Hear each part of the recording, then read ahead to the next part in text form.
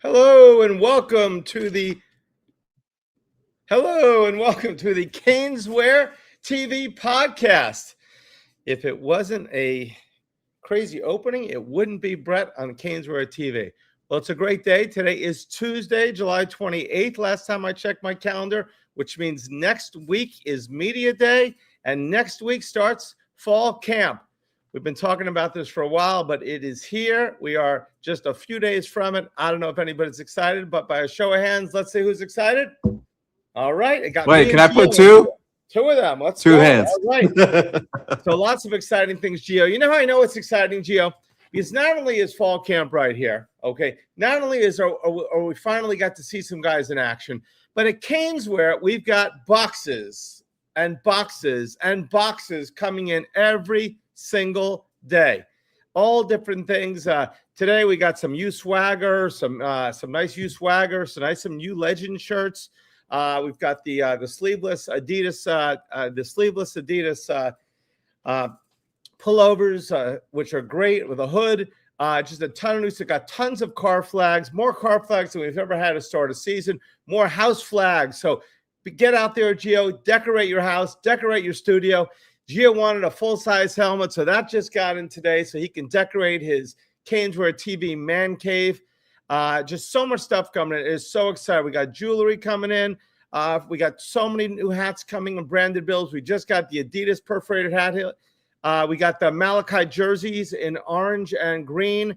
We may have the Malachi Tony backpacks any day now. We will announce that tomorrow of what day they're going to come for sale. That Gio, you know how exciting that is. You've been in the store. You've seen all the calls. Everybody is pumped. I wish everybody could get one, but unfortunately, everybody won't be able to get one. There may be another run I'm hearing in a few months, so I'm excited about that. We just got the Malachi Tony bands in. It says Malachi #1 on one side, and it says Gabo 75 on the other. We just got those in the store, orange, green, and black. We'll have those online soon. Just so many exciting things happening. I take the whole entire show, Gio, if I told you everything that was coming. Socks, hats, flags, clothes, jerseys. We got women's #1 jerseys in orange. We haven't had that in forever. They just came in today. So many things going on. It's so exciting at Caneswear. I was there for about 5 hours today. Just an exciting time to be part of Canes football right now. So we got Caneswear TV, which Gio and I are on. Caneswear Media, which is the whole parent company. We got Dono writing for Caneswear Media. New article out today. We've also we're going to be rolling out Canes Commander soon on the app as well. So the app, download it. Make sure you get all the information. You'll find out tomorrow. You'll be first on the app to find out what day we are releasing the limited edition Malachi Tony backpacks. So many great things going on. Obviously, I'm trying to set the record, Gio, by talking more without taking a breath. But without any further ado, okay, with camp starting, the man, the myth himself, let's hear it for #1, Canes Insider, Gio!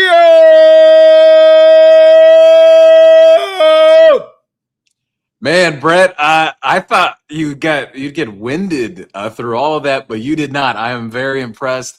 As a matter of fact, I know fans have $2 million questions tonight that you're wondering. I know everyone's talking about the Hayden Lowe thing. People were talking about Amir Sears reclassifying, which is huge. You know, Mario Cristobal, he may be trying to form an infinity stone of 5-star players in one class because it looks like that train's not stopping anytime soon. But we're going to get into all that in a bit. And obviously the show title for today, the breakout players to watch for Miami in 2026. I'm sure everyone's seen the media day photos for Canes football.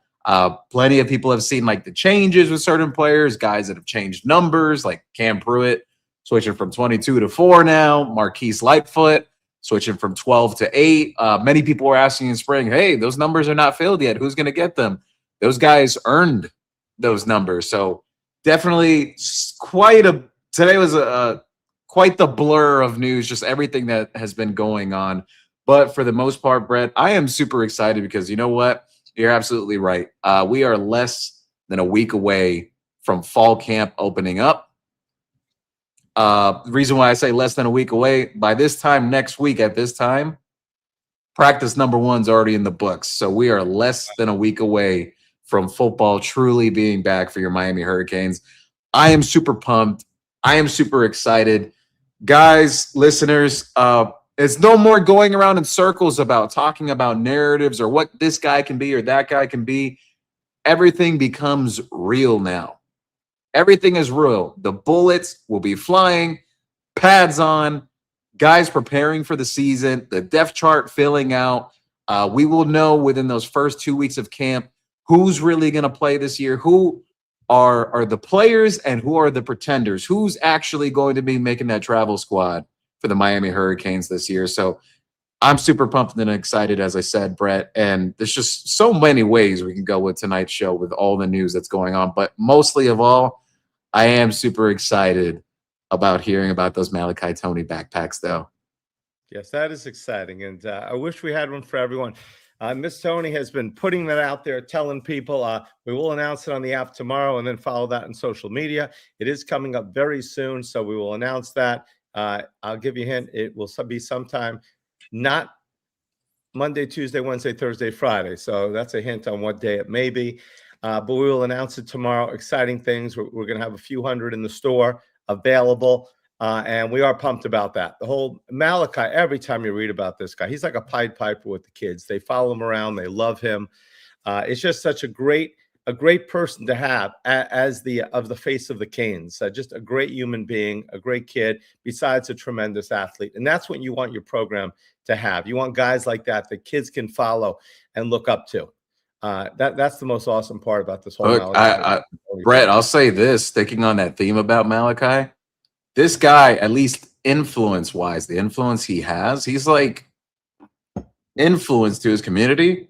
Mm-hmm. He is the modern day Michael Irvin, and the reason why I'm going to say this, guys want to come here because of Malachi Tony. He's making it cool to play at Miami. Kids want to be like Malachi Tony.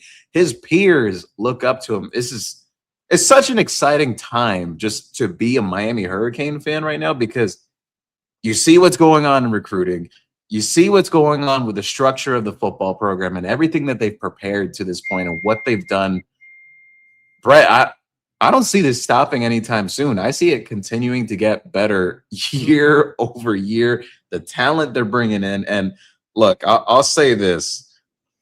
From a top to down level, like the hierarchy, the food chain, if you will, Miami has never had this unison when it comes to the direction with all their sports programs than they do right now. There is a complete investment on winning on and off the field, and especially football being the biggest driver. Every single time in the past, even Miami's golden, like their golden age, when you had the 83 championship up to 91, basically 83 to 94 was great for being a Hurricane fan. You still had pushback from administration level and everything on sports and what kind of identity they want for the university and everything of that sort. But fast forward to now, Brett, as far as like I've been alive and people that I know that have been around much longer than me, Miami's never had this unison from the top down when it comes to athletics. This is super exciting to be a Hurricane fan. No doubt about it. Well, I think as an outsider looking at it, I think it's all the work of the current AD. I mean, I think this is all about what the current AD is doing. I mean, everything is running so seamless. It's like there's nobody running the ship. It's just so fantastic. Everything, like you said, is all going so smooth. So I got to give it up to the guy or gal or whoever it is. Hey, well, shout out to President Echeverria and everything he's done since absolutely taking the lead role. Sports fan. First time we've had that in a long time. And so it's a great thing. All the coaches taking it upon. I mean, right now, I'm just excited. Obviously, we got football season. Basketball season is a few months after that.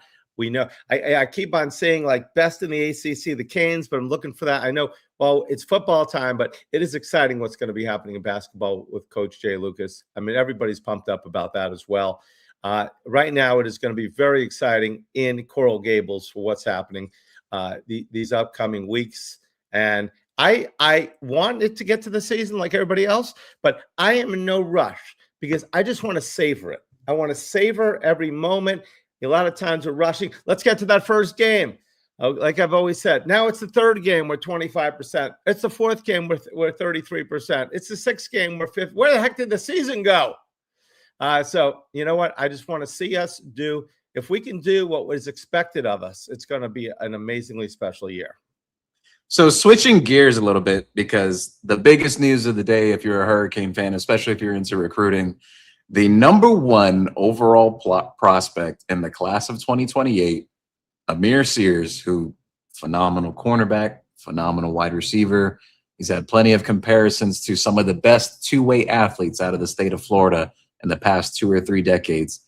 He's gotten a lot of comparisons recently to Travis Hunter, that type of talent that he is.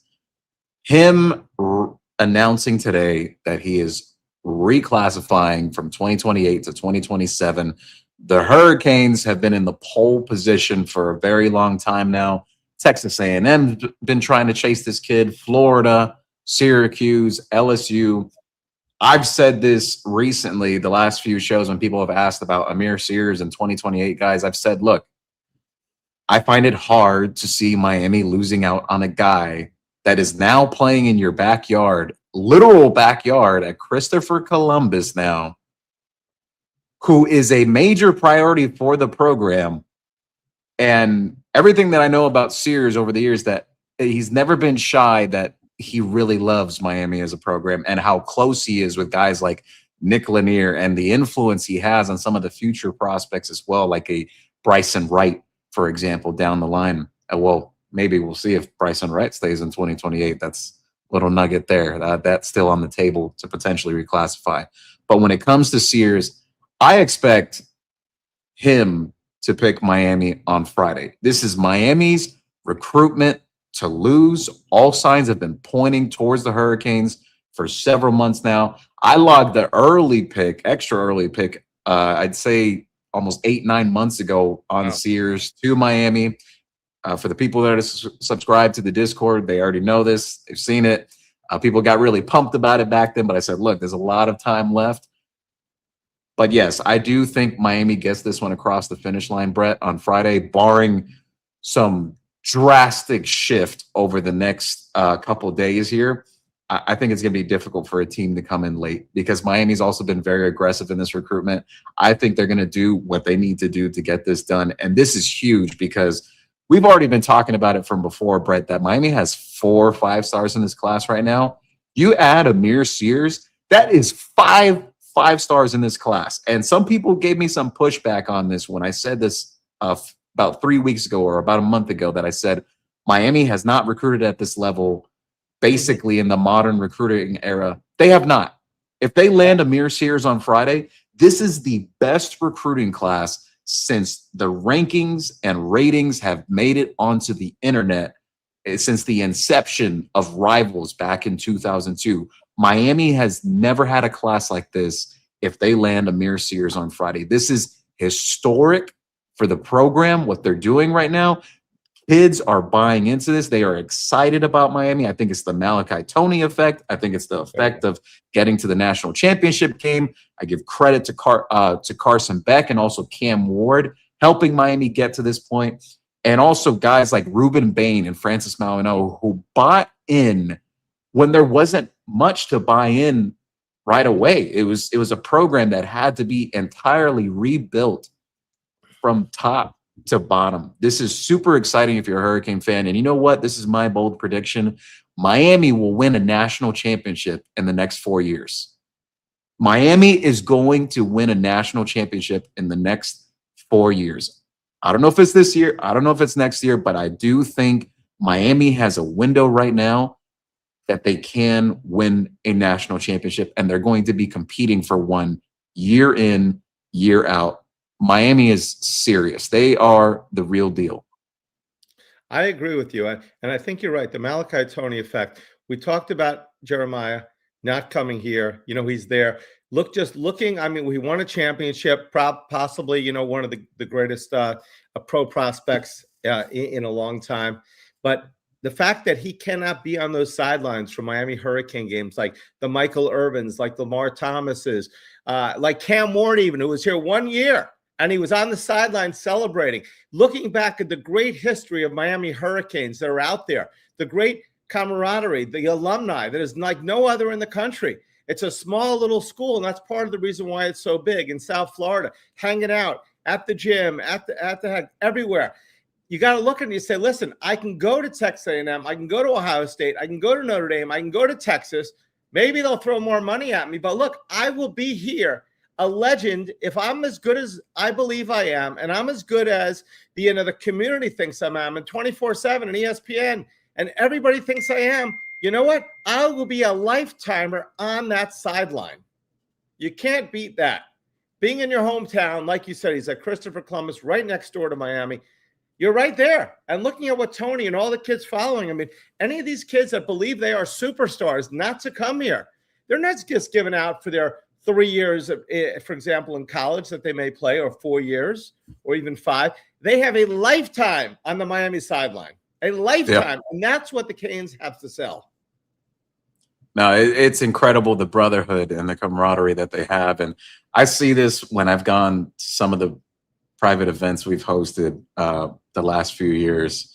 And it's different from other places. You see how much even the former players still care about this school. I'm not saying that Miami's the only place like that, but it's very rare that you have that many guys coming back and giving back, and guys even still interacting with fans that saw them play so many years ago, that they still have the respect and honor for that. Because some guys, they're just like, all right, my career's over. I don't owe anyone anything or anything like that. But no, these guys that have come through the University of Miami, it's very different. It's very different. And you know what? The U ain't for everybody, but for the ones that it is, it's very special. Oh. So switching gears again, a huge question that everyone's been having throughout today, and something I heard through the grapevine yesterday, Hayden Lowe. It's a elephant in the room that people have been trying to discuss and figure out today, because there's been some things going around. Look, I can't say or comment exactly what it is, like the finer details, because I will get a call after this or during this if I do. But the one thing I'll say is, for the concerns that people have, is like, oh, could he not play this year for Miami, whatever? That is a very real possibility again, that Hayden Lowe may not be playing for the Miami Hurricanes this year, and may not even stick around anymore, actually. So it's unfortunate. I'm not going to get into the finer details. It's not looking good from what I was told yesterday and leading into this morning. We'll see what transpires, but I don't want to push it more than beyond what it is. But hey, like I said before, when the situation was going on in the spring, you got to let it play out. I want to see this play out itself, see how it goes, but not looking good the last I was told. So it's tough, but you know what, Brett? I do think Miami will be fine, because they have been building the depth on that defensive line, that one guy is not going to end your plans or end what you're trying to put together this year. It's unfortunate, because we've all been really excited about what Hayden Lowe could be at Miami, but if it doesn't work out here, it is what it is. There's been plenty of great players that they haven't worked out at Miami, and it sucks. It's unfortunate, but life goes on and the program goes on. Whatever happens, I wish the kid the best. Obviously, tremendous athlete. Hope he's here. But, life is not always easy for all of us. Things go up, things goes down. And last year on these podcasts at about this time and leading up to this time last year, we all talked about one player. Is he going to be suited up? Is he going to be suited up? What's happening? What? And it really was a non-factor with what our receivers did. I mean, the kid had some good things. He moved on. I hope he has a great career. Not everybody is for every program. Whatever how. I have no idea what the scoop is there. but not everybody. There's been plenty of Canes fans in the past, Canes players like DJ Williams and others that were homesick and things had to get over it. Some kids leave, some leaves don't.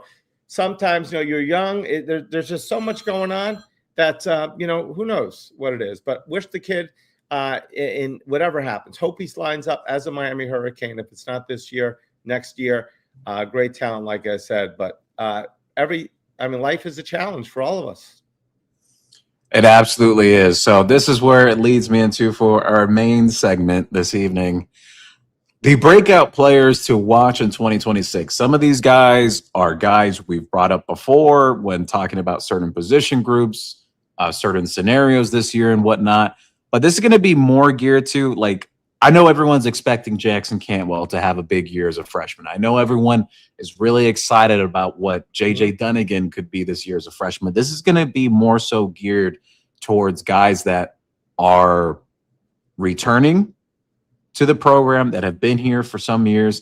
Maybe they've flashed before or whatever, but that, like, this will be their year, that they will break out and burst onto the scene for this program and could become big names in college football this year. So the guys I want to highlight, Armando Blunt, who I've talked about nonstop this offseason.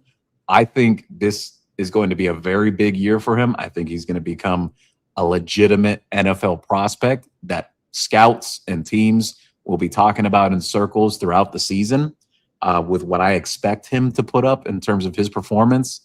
Marquise Lightfoot, I think this is going to be a big year for him too. We saw the flashes last year as well. You see, even from the media day pictures, this guy has gotten serious about the weight room since his time here. He could definitely be more of an every down defensive end now, especially with the size that he has now and the ability that he has from sideline to sideline. He's the most underrated thing about Marquise Lightfoot, in my opinion. I've talked about this before, but his ability to play against the run, because people think he's just purely just a speed rush guy. No, this guy can play against the run. He showed that in the playoff. Justin Scott, another one. We saw the huge flashes from him back half of the season during that playoff run. You see the pictures now. This guy looks like a big-time D tackle. I think people are forgetting this was essentially, if you, depending on the website you looked at when he was coming out of high school, he was a top 10 prospect in the entire country. Defensive tackles, they do take time to marinate, to season. You saw it with Ahmad Moten. It took some years for Ahmad Moten to become what he has become now. But I think this is Justin Scott's year.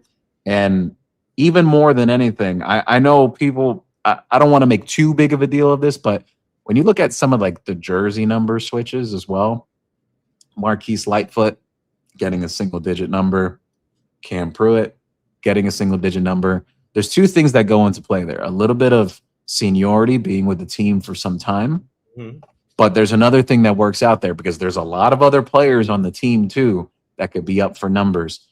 In Mario Cristobal's program, you have to earn that number. You have to earn it if you want to get a number like that. So Cam Pruitt getting number 4, aside from everything else I've said about him this offseason and everything I've heard on him and how he's built his upper body, he's more of like that linebacker body composition you expect now. No more of that tweener. He's bigger now.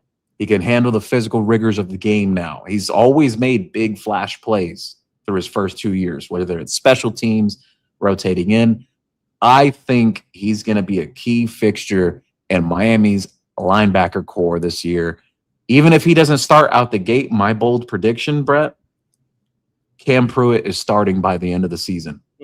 I think he's going to become a difference maker in that linebacker room. I think it is his time now to shine. And I'll throw out one more honorable mention of the breakout players to watch in 2026. I'm not going to say Joshua Moore because I've talked about Joshua Moore plenty. I do expect Joshua Moore to carry his consistency from spring into fall. But the one guy I'm going to say is going under everyone's radar, Dalen Upshaw. Dalen Upshaw is going to be a fixture in that Miami Hurricanes receiver core this year. No one's really talking about him. I've talked to him about him a bit throughout the offseason, but this guy has continuously been attached at the hip to Darian Mensah and Malachi Toney throughout the entire offseason. And I look back to when Cam Ward was here, who were the guys that were always with him? Isaiah Horton was always working with him, Jacoby George, Xavier Restrepo. I think that goes a long way. I don't know if he'll start, but I am pretty confident that Dalen Upshaw is going to be a fixture, a main fixture in that receiver group this year. Last year he had some great flashes, and and that next year we know a lot of guys take the next level. Another reason why playing with one ball on offense can be difficult. We need to score quickly, score a lot, and give everybody an opportunity. That should be the goal. The guys should not only be playing for the team, playing against the opponent, but should be playing for their backups to get in. We want to get our backups in. You know what? Let's do our job. Let's not screw around here. Put the other team away quickly. Obviously, teams like Notre Dame, we're going to have to wait to the fourth quarter to put in all of our subs. We can't put them in after halftime. But, so against the better teams, we'll put them in late third or early fourth. Hey, super chat. You know what? We're going to jump right into the questions and comments. We've hit the segments I want to hit for today. Thank you, everyone, for the love and support. I see over 400 people here in the first 25 minutes. Thank you, everyone. I could definitely tell we're getting closer to the season. The more and more people start showing up. Chris Ewald, 7350, he said, Geo's got facts. Fire, fire, fire. Thank you for stopping by, Chris Ewald. And if I understand correctly, this is Chris Ewald Jr.'s father who's on the team. I spoke about Chris Ewald actually on the last show. He's a guy that sometimes people forget about him, but I remember when he first arrived here last spring, there was a lot of good early impressions on him. Playing at the nickel, everyone has the questions of, is he a corner? Is he a safety? Is he a nickel? I think that will get figured out in Miami's program, but he is a player that can actually play. He is talented. And the other thing I'll say on Chris Ewald Jr., even if it's not a massive role this year, because I know Miami's got a lot of veterans returning at corner, and they got a veteran in Zachariah Poyser coming back and Omar Thornton being with this group. I do think we will see some splash plays from him, whether it comes from special teams, some rotation here or there. But I do know that the coaches have been excited about Chris Ewald since he arrived, about what he could potentially be, like the flashes he showed at nickel, some of the work he was getting at safety with Will Harris as well. So, look, like we've said before on this show, not everyone's development path is right out the gate. Sometimes it'll take a guy a year or two. And we've seen this with players that are breaking out in the program even since last year. Look, Justin Scott, it took almost 2.5 years for him to become what he became at the end of the season last year. So, questions and comments, though. Let's jump right into it, Brett. Comments. All right, right now at 9:33. Fantastic. Hassan said, Gio and Brett, the best in the business. That's why we have Canes fans need to smash the like button and subscribe. Yes, people, please hit the like button and the subscribe button. The more you do so, the more you get us out there to the algorithm. We have a lot of content coming. Camp being around the corner now, you're going to see it ramp up ×2, everything that we're doing. There's a lot of stuff coming. Help us out. We will continue producing great content. We got a couple of surprises in store ahead of the season. We don't want to announce it yet, but when everything's ready, we will say. Hassan, was that our first comment? Yes, Hassan was the first one. We know a lot of people sign on. They get on early 40s, and the system bumps. It's like the end of a NASCAR race. If you ever, they're going back and forth, and right at the end, you don't know when the light's going to come on or the flag's going to come out. In this particular case, Hassan, congratulations on being first in the tunnel. Yep. Hassan shared here, Gio, why am I seeing and hearing DJ Jacobs in Tennessee buzz? What the heck is going on? Should we be worried, or he's just going to visit and everyone's making a big deal out of it? DJ Jacobs is still going to take visits. I've shared that before. Until he comes out and says that I'm shutting down my recruitment, I'm not taking any calls anymore, I'm not talking to any more coaches. Until that happens, his recruitment is still open. I expect him to take multiple visits in the fall when the season starts for all these college football teams. But when it comes to Tennessee, there's a little bit of a connection there with DJ's family through his father. I believe it's the defensive line coach at Tennessee has some familiarity there with DJ's father. So David Jacobs Sr. We'll see. I think it's more so the team to watch out for with his recruitment is Miami going up against Ohio State. Ohio State, people around that program, they feel the same thing. They don't feel too threatened by Tennessee. They feel more threatened by Miami and how Miami could have a very real shot at flipping him. So, hey, when I say the Infinity Stones that Mario Cristobal is trying to collect, if you're a Marvel fan, a superhero fan of all those movies, you know what the Infinity Stones are. There's 6 Infinity Stones, right? Mm-hmm. Miami lands Amir Sears on Friday. That's 5 5-stars. There's 6 Infinity Stones. The final Infinity Stone, DJ Jacobs. Hey, at that point, you land a guy like Amir Sears. You see 5 5-stars in Miami's class. Wow. It's your move, man. It's your move because you know what? Miami's prepared to go the distance for DJ Jacobs. Mm-hmm. Let's see here. Andy said, hello, boys. Thank you for stopping by as always, Andy. Juan Manuel. Gio, what is this Sears reclassified? Can you do that rebut thing? So me or Andy or Howard Stern or number 87. I'm not sure what he means by that. But yeah, this was something that Amir was contemplating for some time, and it's been on the table. People weren't sure if he was going to stick in 2028, if he was going to reclassify. Bottom line, end of the day, I expect Miami to get this one done. I do expect him in Miami's class Friday, barring some left field, like a team just doing something outrageous. Hassan said, Gio, hopefully we get good news with Amir Sears. I do expect so. Howard Stern, big time news today. Amir Sears reclassify. I told you that kid is not staying in 28. Too much money on the table. I think he's almost too talented to stay in 2028. How good he is. Juan Manuel said, I don't know if like this or could it complicate things. Gio has to change the thumbnail. Amir Sears has hijacked the show. Juan Manuel. Well, Juan, I'll say this. I'm going to talk more about the Amir Sears thing tomorrow because just a heads up, newsflash for our viewers. We won't be on this Thursday. Gio is going on I'm talking about myself in third person here. I'm going on a final family vacation ahead of school returning here in South Florida. Heading over to Orlando and everything and have a good time with the family, disconnect for a couple of days right before everything begins.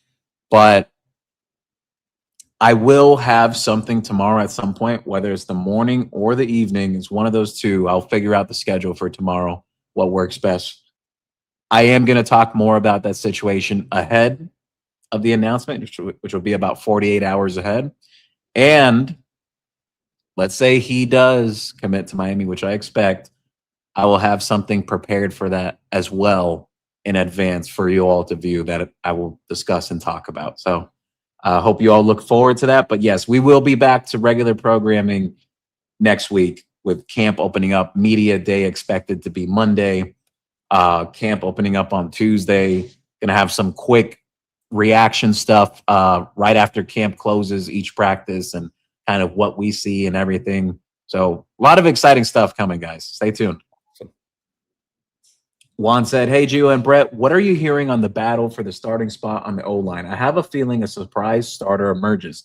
I'm hoping Sampson is kept at left guard where he found his groove. I do think ultimately Sampson stays at left guard.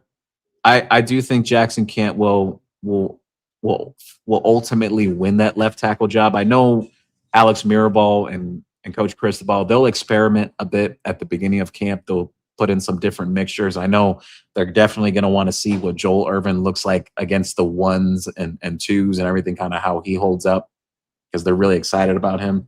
But I think if there's anyone potentially that could shake things up, a guy like Ben Congdon, I think he could potentially shake up that offensive line room because of just how rapidly and quick he caught on to things here at Miami. It was definitely a nice surprise.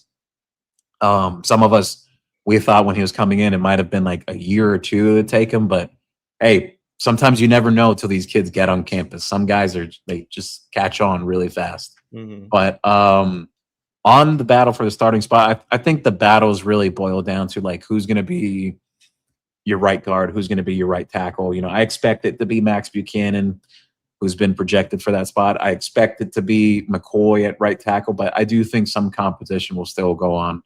Brett, any thoughts? No, I just want the best man to win the position and just want depth. It's all about that to me. It's a long, long, long season.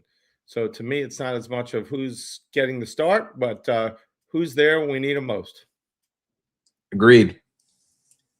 Juan also shared, Gio, I would really like to hear on explosive players that there's additions simply by their ability to make 35-yard or more frequent changes the ceiling. Briggs, Pringle, Jacobs, Von Lyle. Well, I've spoken about Israel Briggs before that I do think he's going to be, if like I've said before, the weight, like if his weight is up to it, like what they need him to be at to play this year, I think if he could be in that 230 range, I think that's more than enough for him, that what they'll sort of use him as, like that flex tight end.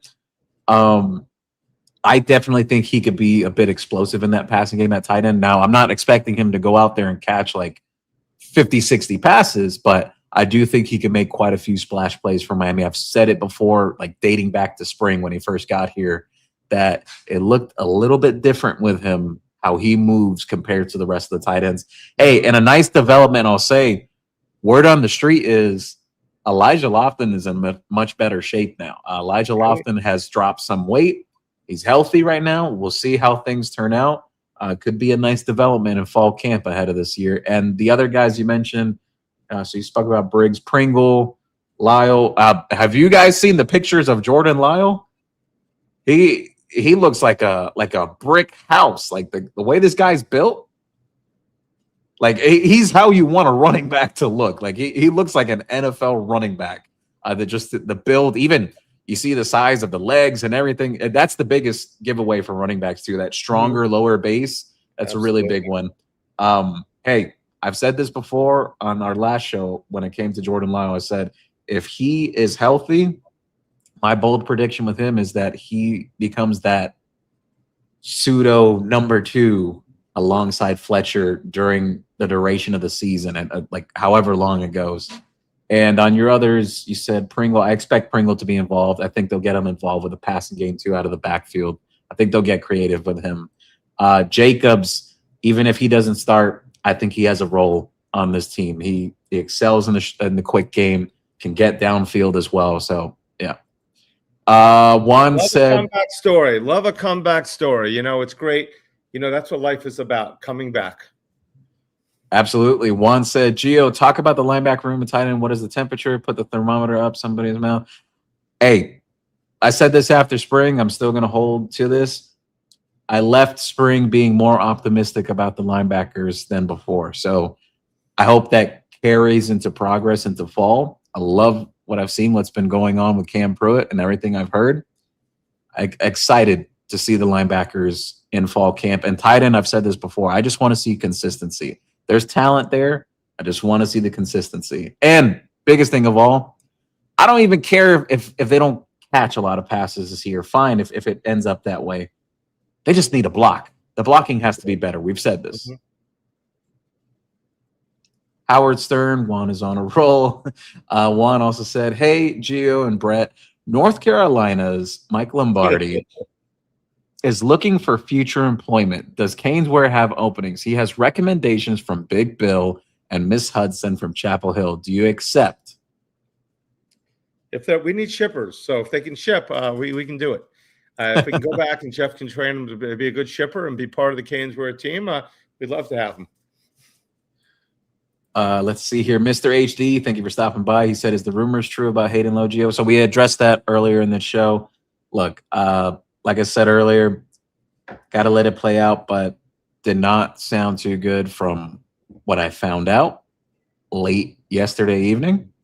And even more talking about it earlier today. It does not sound good. I'm not ready to say like, hey, he's out or whatever, but I do think it's on the table that he may not be with Miami this year. It's too bad. Juan Manuel said, Gio and Brett, I'm concerned something break out on Friday night. Could Alex Bauman 87 petition for another year or 5-for-5 Trinidad and Ole Miss shenanigans get Southern Florida Gators? Yeah, no, you don't got to worry about that one. That is funny. Juan Manuel said to your comment earlier, Brett, about all the boxes Canes is getting. Boxes of what? We're getting boxes of everything. And by the way, we got the question about the band. We do have the Caneswear silicone bands online right now. Pick orange, green, or black. It says caneswear.com on one side. I bleed orange and green on the other side. They're only $2. So we do have those online right now. We will have the Malachi number 1 Gabos bands online tomorrow. What do we get? We are getting in today, like I said, we got boxes of flags. We're getting boxes of license plates, license plate frames tomorrow. We just got a ton of decals. We're getting shirts like crazy, hats like crazy. We just got Adidas hats. We know Brandon Bills hats. We just got the number 1 ladies jersey in Miami in orange. First time we've ever had that. For those Lady Canes fans, just got a bunch of kids number 1 jerseys. Stuff is coming in fast and furious. Ton of Adidas is on the way. It's just we're opening it up so fast. Jeff says every time I go ahead and make room, another pallet comes in. So it's a little game I play with him. Okay, Jeff, get that back room clean. Here's some more coming in. So, we've got a brand new shirt coming in this week. We always had the speed, power, and strength, speed, and power. We have another one called Sebastian Strong with Sebastian lifting weights from college. That is a really cool That's nice. shirt. In black, white, orange, and green. We are getting them in this week, up to 4X. Very excited. Brand new shirt, never been seen before. We are pumped up. We're getting Disney shirts soon. Okay, Miami Hurricane Disney shirts, Miami Hurricane Hello Kitty shirts, Miami Hurricane Scooby-Doo shirts. If it's got a U on it, we're getting it, baby. Nice. Jason Shed here. Are the Canes wearing any special uniforms this year? Well, if you have been subscribed to this channel, I've mentioned it a bit. I've hinted it. Brett, I think, has done it so as well. Not going to say what it is, but just stay tuned. Stay tuned. Just remember what year it is. So we will. The Canes are supposed to wear the military jersey again in honor of our fighting forces and armed forces, and every day that they put them in peril. And even if they've just been in the military and are no longer, we just always pray for those guys and just try to salute them whenever we can. But this is the 25th anniversary of the 2001 season. The last time we won a championship that wasn't taken away from us with a personal foul. So let's just say that there may be something to do with that. I will say one thing. Speaking about jerseys and stuff like that, you saw the Ohio State and Notre Dame thing today. Mm-hmm, with these sponsorships, the deal being on the jerseys. I'm not going to say what, but I spoke with someone close to Miami. I don't know when, but it has been discussed in Miami circles that you may see something like that for the Hurricanes soon. Stay tuned. All right, so I'm just going to go on and say it's possibly. I'm going to say that Caneswear TV could be it, but I don't know. We talked about that large sum of money, and I don't know if we can go up to the 20 mil. I think we offered $20, and I don't know if they're going to be serious about it or not. But there's a lot of big companies in Miami. If it's going to be a Miami branded company, there's obviously the team that puts it on Inter Miami. There's the one that puts it on the Heat, and there's a couple of big time companies. Obviously, there's several other big time Miami companies, South Florida companies that we could see on there. So I just know what they got $18 million. Notre Dame. Yeah, it was around 17, 18 range, and I know Ohio State was, I think it was 15 or 16, right around that range. And the Big 12 is all getting $1 million a team. Is that what it is? Yeah, they're getting $1 million a team for all of them having the same. What was that again? Who was the sponsor on that one? I didn't check on that one. I know it's $1 million a team. It's a big deal for I don't know how many years, and it is Monster. Monster's on all of theirs. I think I read that. If that's true, then that's funny. So hopefully Miami is able to get a big time sponsor. If they get anything over $10 million, I know we want Notre Dame money and we want Ohio State money. But if they can get $15 million a year, that would be phenomenal. That's per year. Hey, I know there's a pretty prominent man who runs a business by the name of Amazon. Ooh. Who was I a never think about Amazon who goes to school there. Palmetto High School graduates who runs Amazon, like I said. Wasn't even thinking. I think that would be intriguing. The Miami Hurricanes having an Amazon patch. That would be. They've got as much money as anybody. I wasn't even thinking. I was thinking Royal Caribbean, Carnival. Obviously, there's several ways they could go. Yeah, obviously building, but who every day Amazon and his his daughter or his son-in-law goes there now, or his son-in-law? Yeah, right? it's his son-in-law from his wife now. Stepson. Yeah, His son-in-law or stepson. But yeah, that would be a huge get. A huge get. If you weren't allowed to, holy mackerel! I can't even think about that. Hey, I'll tell you what. Hey, I know the MMA as well there. Yeah, Dana White, very interested in the Miami Hurricanes these days. He's been very open about it. He's a Hurricane fan. So look, we've been saying it on here for some time. The rival fans, they troll. The haters, the national media, they try to put down Miami. But you know what? Miami, that you, it's a national brand. It is. Oh, it is very national. We do have some high-profile people that their families are in at the university this year. That's very exciting. So hopefully that's announced soon. That would be awesome. Yeah, we'll see. I wasn't told like an exact date or anything, but pretty much this conversation with someone with pretty good affiliation with Miami, I'll say. I don't want to give it away, but all right. Basically told me that, hey, so you saw what Ohio State did today? We got something coming too. I hope each team tries to outdo the other team. Obviously, there's that'd be. Hey, I'll tell you this, Brad. I'll ask you a serious question. You like 5-star recruits? Why not? I'll take 5. Would you like $20 million extra for the football program? Absolutely. That money for the program is phenomenal. That would be awesome. I mean, they've obviously got a lot of power here at the university. So this is exciting. Very exciting stuff right now. Juan Manuel shared here. What about black flag and raid flags? Wait, what does he mean by that? I'm a little lost. I said we had flags, black flag and raid flag. Black flag, we do have the U in the black flag now. That is great. And we know that black flag. If another flag in the air, it's going to spot it. Black flag. Say that 3 times fast. Black flag, black flag, black flag. Hey, I didn't do it wrong. I'm not going to try it. Oh, you got me cracking up. Chris Brown said, what's going on with Hayden? We spoke about Hayden Lowe. We mentioned it twice now. But, man, is he serious about football or not? I don't think it's not so much a football thing. Just some guys, they have things off the field and whatnot. It's tough. It's tough. It sucks. But I think Miami's fine.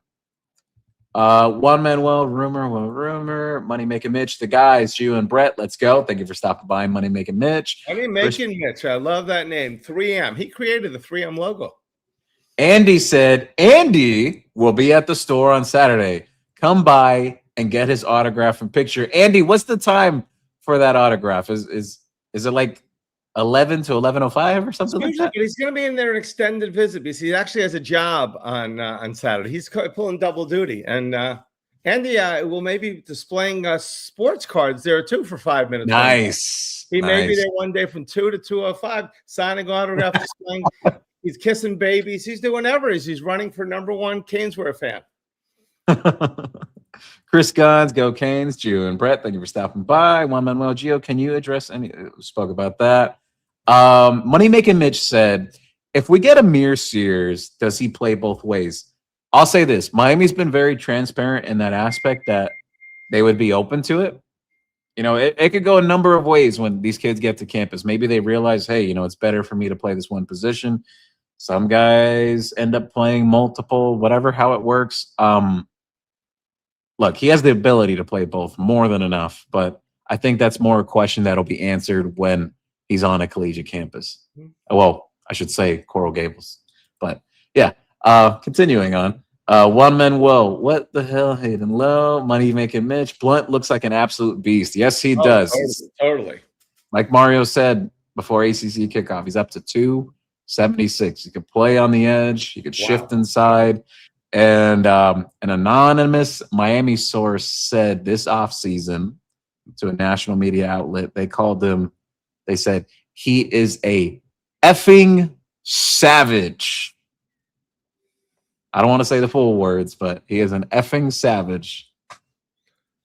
And I'm going to take the whole show to try to figure out what that word is, okay? Andy said Miami games on ESPN tonight and tomorrow. Hey, it's a Miami Marathon. Miami Marathon, Miracle in Miami. Juan Manuel, I'm angry. Moneymaker Mitch said Lightfoot is going to light it up this season. Hey, I like that mantra. Lightfoot is going to light it up. I love that. Lightfoot's going to light it up. Get him on the phone right now for me. Let's get that shirt. Chris Gunn said, can't believe camp is here. Yep, right around the corner. Best off-season excitement in a couple decades. You're right, Moneymaker Mitch. Totally. This has been a great off-season. And they've always said the Canes win the off-season. You know, we almost won the full season last year in the playoffs. We won the off-season. Hopefully the momentum is there to go. I don't even want what we went last year. I want more. I'm going to tell you, I'm greedy. I'll say this, Brett. Let me backtrack to this one thing here that Mitch mentioned.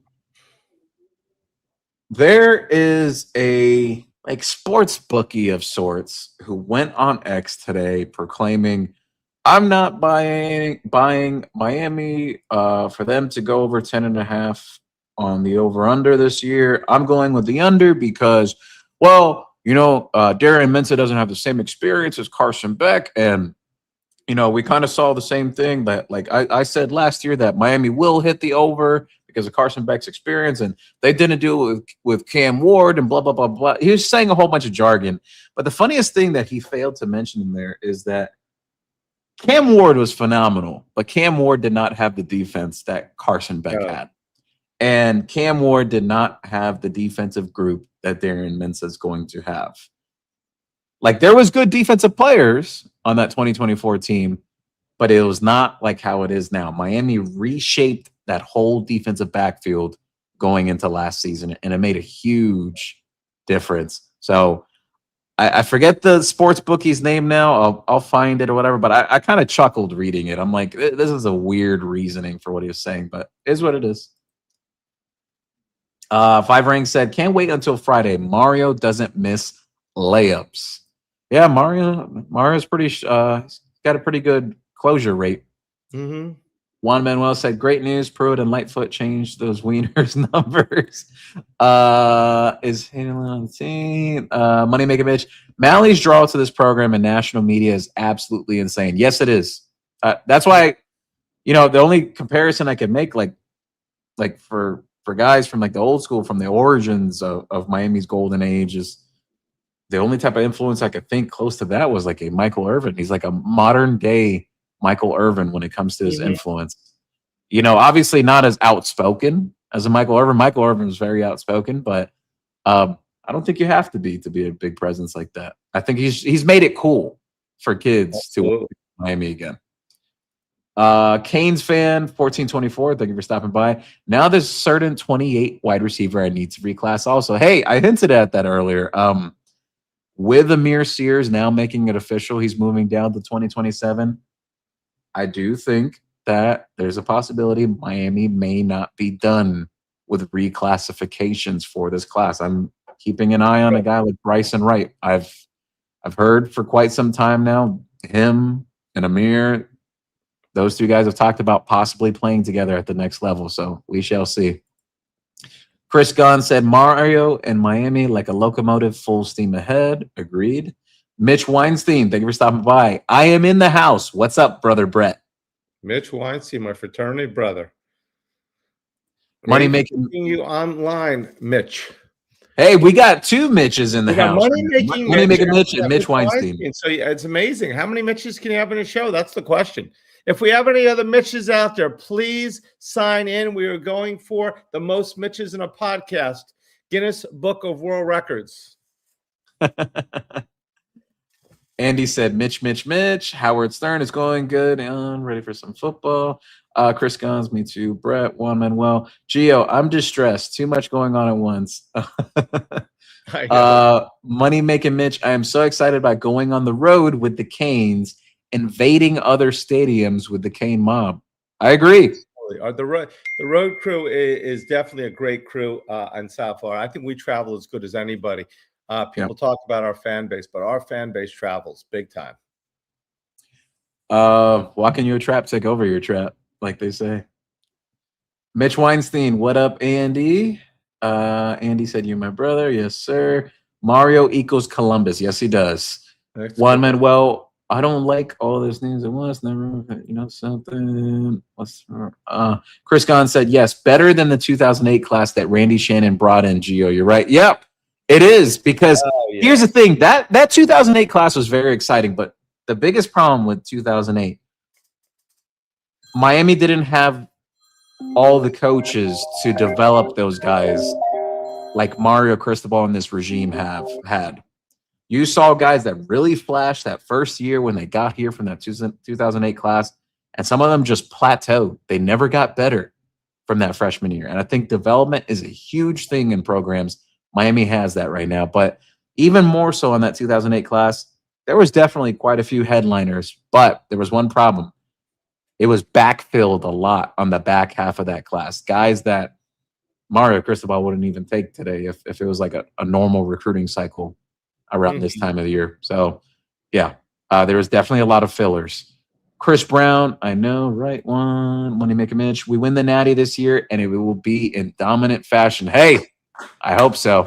I love it. Chris Gahn said, I agree, Gio. The way Mario's recruiting is high level. Yes, it is. Lorraine Kane said, 5 is my lucky number. So 5 out of 5 stars. Yeah. 5 championships, 5 stars. We are the Fivers.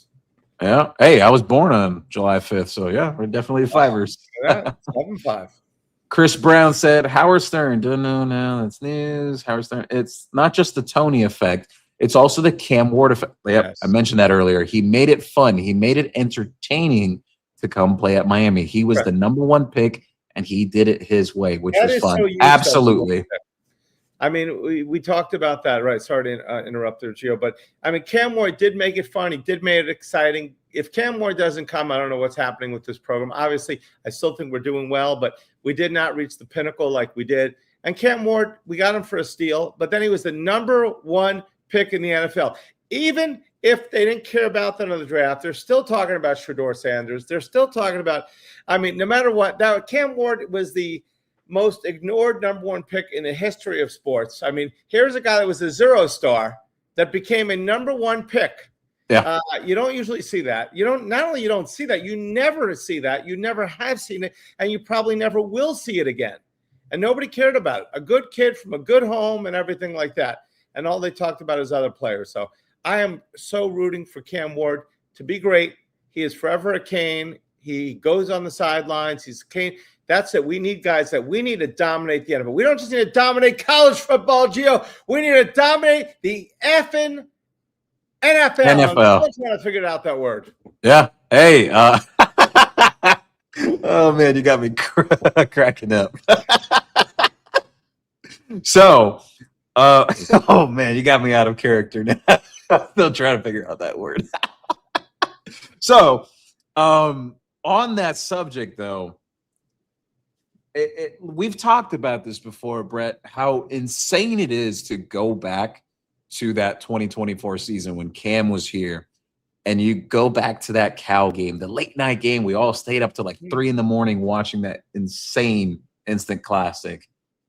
And to look back that both of the quarterbacks playing in that game were back-to-back number 1 overall draft picks. Like, who would have thought at that time, like even watching Fernando, like people would be like, oh, yeah, he'll be the number 1 pick next year. Like, exactly. This is how quick nobody would have thought that. Nobody would have thought that.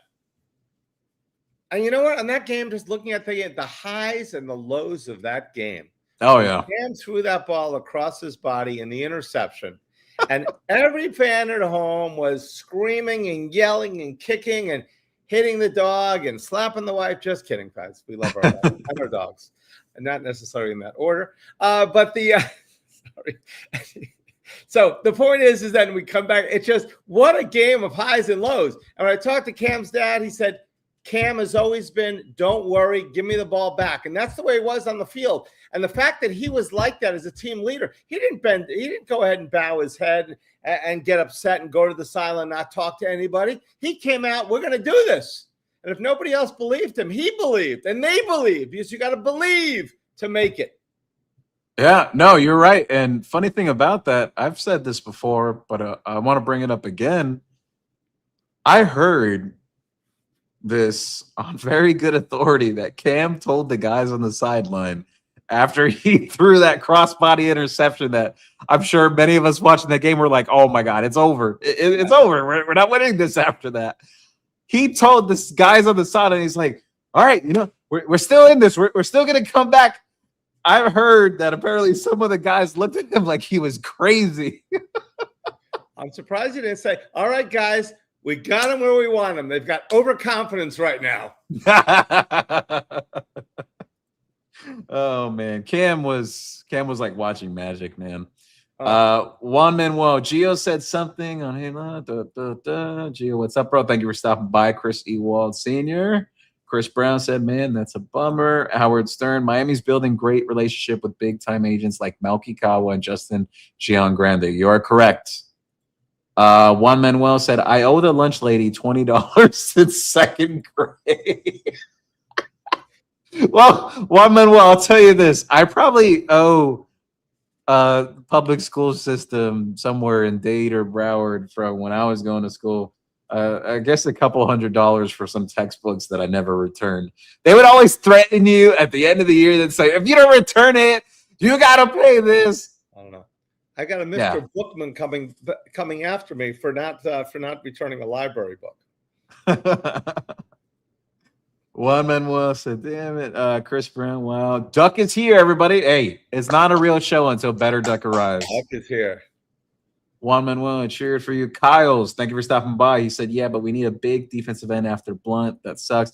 Oh, I think that big defensive end, honestly, if you look through the roster, I think you do have a point. Yes, because you look at the size and stature of Damon Wilson. He's not a guy that'll really shift inside. You look at our Marquise Lightfoot, not him either. Herbert Scroggins, who would come after guys like Wilson, Blunt, Lightfoot, probably not either. So I do think you have a good point you bring up there. But I look towards, a guy like Kashawn Stansel. He's not exactly like the biggest yet for a D tackle, or an Isaac Chikora. Those guys are on the bigger side for defensive ends that are becoming full-time defensive tackles down the road. So potentially there. Even another one, Keona Davis, who played defensive end as well at Nebraska. He's more of that bigger defensive end. He's about like 280, 285 range. So, yeah. But I hear you, though. It's look, you don't want to lose a guy like that, but I do think Miami will be fine in the long run. Canes fan, oh no, he lost the guy who hasn't even seen the field here. I agree with you on that. Look, we've all been very excited about Lowe. And if this is the path that it takes, that he ultimately is not going to be with them this year, it's kind of hard to say that if you did or did not lose something if it hasn't taken place on the field yet. We've seen many big-time stars come here that they didn't pan out. We've seen unheralded guys that weren't big stars who became big stars here. So you really don't know till they arrive here, and you truly don't know until they get on the field. Kyle said, terrible circumstance. DMC said, very surprising. Mario's very particular. Gio, how do we go from Mario mentioning him at ACC Day to this? Look, like I was saying earlier, it's not necessarily like a football thing. Some guys, there's off-field things. Like I said earlier, I think this is a situation I heard about it yesterday. I know several people have heard about it. Some people have questioned me about it today. From what I was explained to more about earlier today, it didn't sound good. But like I said, let it play out. I'm not going to sit here and say like, oh, for sure he's not going to be here, or for sure he will be here. At this point, I think it's very much up in the air that it is on the table that he may not be here this year. Geo Kane 75, dang, didn't want to hear that. I wanted all good news. This makes me sick. Yeah, but sometimes you got to take the good with the bad, but there's definitely been more good than bad for Hurricane fans. Exactly. Canes fans said, good luck to the kid, but it's not going to make or break the team. I'm with you, Canes fan. Not one guy doesn't make it. Elite Cuban Kane, no more West Coast defense end. We damn near failed in all of them. He might be onto something. Juan Manuel said, yeah, so much cheer for my help. Chris Brown. Money making Mitch. Not enough is said about how well a job Dawson has done getting these QBs going with only one season with their given receiver groups. You're absolutely right, Money making Mitch. Hey, but maybe we do get a second year from Mensa. We will see. It all depends on that draft projection. And I know some people have tied it to like, oh, well, if Miami wins a national championship or they go super far, they have an insane season. That doesn't guarantee first round for Mensa. Exactly. A lot of it's just like measurables and certain traits that they're looking for or whatever. One of the biggest things they've said, like, yeah, they like him, but they've had questions on like, is the arm strength there yet what they're expecting, which is, I know that's been an emphasis, him continuing to build his upper body, improve that, which can be improved in college. But we got to see. I don't think it's a foregone conclusion that he will be a first rounder. Go take a look at draft projections. He's not in every single one. Again, so much time remaining, but it is a deep quarterback class. You don't know the way this goes. Just because he doesn't get a first-round draft projection doesn't mean that Miami didn't have an incredible season. I think some people are trying to tie the two. I think they could be independent of each other. And also, Carson Beck, a lot of people weren't even talking about getting drafted late, like 4th, 5th, 6th round. He's the starting quarterback in the NFL on opening day if he stays healthy. If everything, he's starting quarterback for the Arizona Cardinals. And I want as many starting quarterbacks in the NFL that are Canes as possible. And any guy that played here, I want to do great. I don't care if he played here for 1 year, 5 years, 7 years, 10 years. I want that guy to start in the NFL. I want NFLU back. I agree. You need it back. I think it's great for recruiting as well. Yes. Which I think is already starting. I think it's already starting to take place. Mm-hmm. Mario can easily say, hey, did you just watch the NFL draft back in April? I had 3 guys go in the first round. The prior year, I had the number 1 overall pick. That's a great selling point, honestly. Exactly. Chris Gunn said, I agree. Howard Stern, Hayden Lewis, basically like our Fred Rouse played for Florida State. I remember when Fred Rouse went to Florida State. Yeah, he was really hyped. Let's see. Albert McKinney said, give me Sears at corner. I agree with you. I think his upside is higher as a cornerback, but we'll see. Mm-hmm. Moneymaker Mitch said strength and conditioning is very serious business at the U. From the looks of things, it absolutely is. Mm-hmm. Guys are getting bigger, stronger, and faster year over year. Even a guy like Joshua Moore got a little bit faster from last year, actually. Spencer Milewski, hey, Gio, a little off topic, but what are the comps you're hearing for Amir Series? He's a two-way player like Travis Hunter, but specifically as a wide receiver prospect and cornerback prospect. Have there been any comps?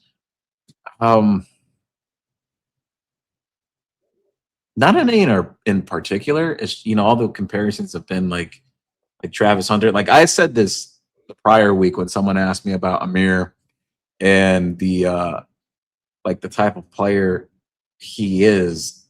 I felt like, very comparable to a Travis Hunter, but I think he's the better corner of the two when they were coming out of high school. I feel like Travis was better as the receiver coming out of high school between the two of them. So that's why I lean towards I would like to see Amir playing more corner than anything, but we'll see. Also, I think Amir could be a high-level safety as well, to be honest. I think he could play both spots, honestly. He's that good. He's about 6'2", 200 or so. Who? Sears? How big is Sears?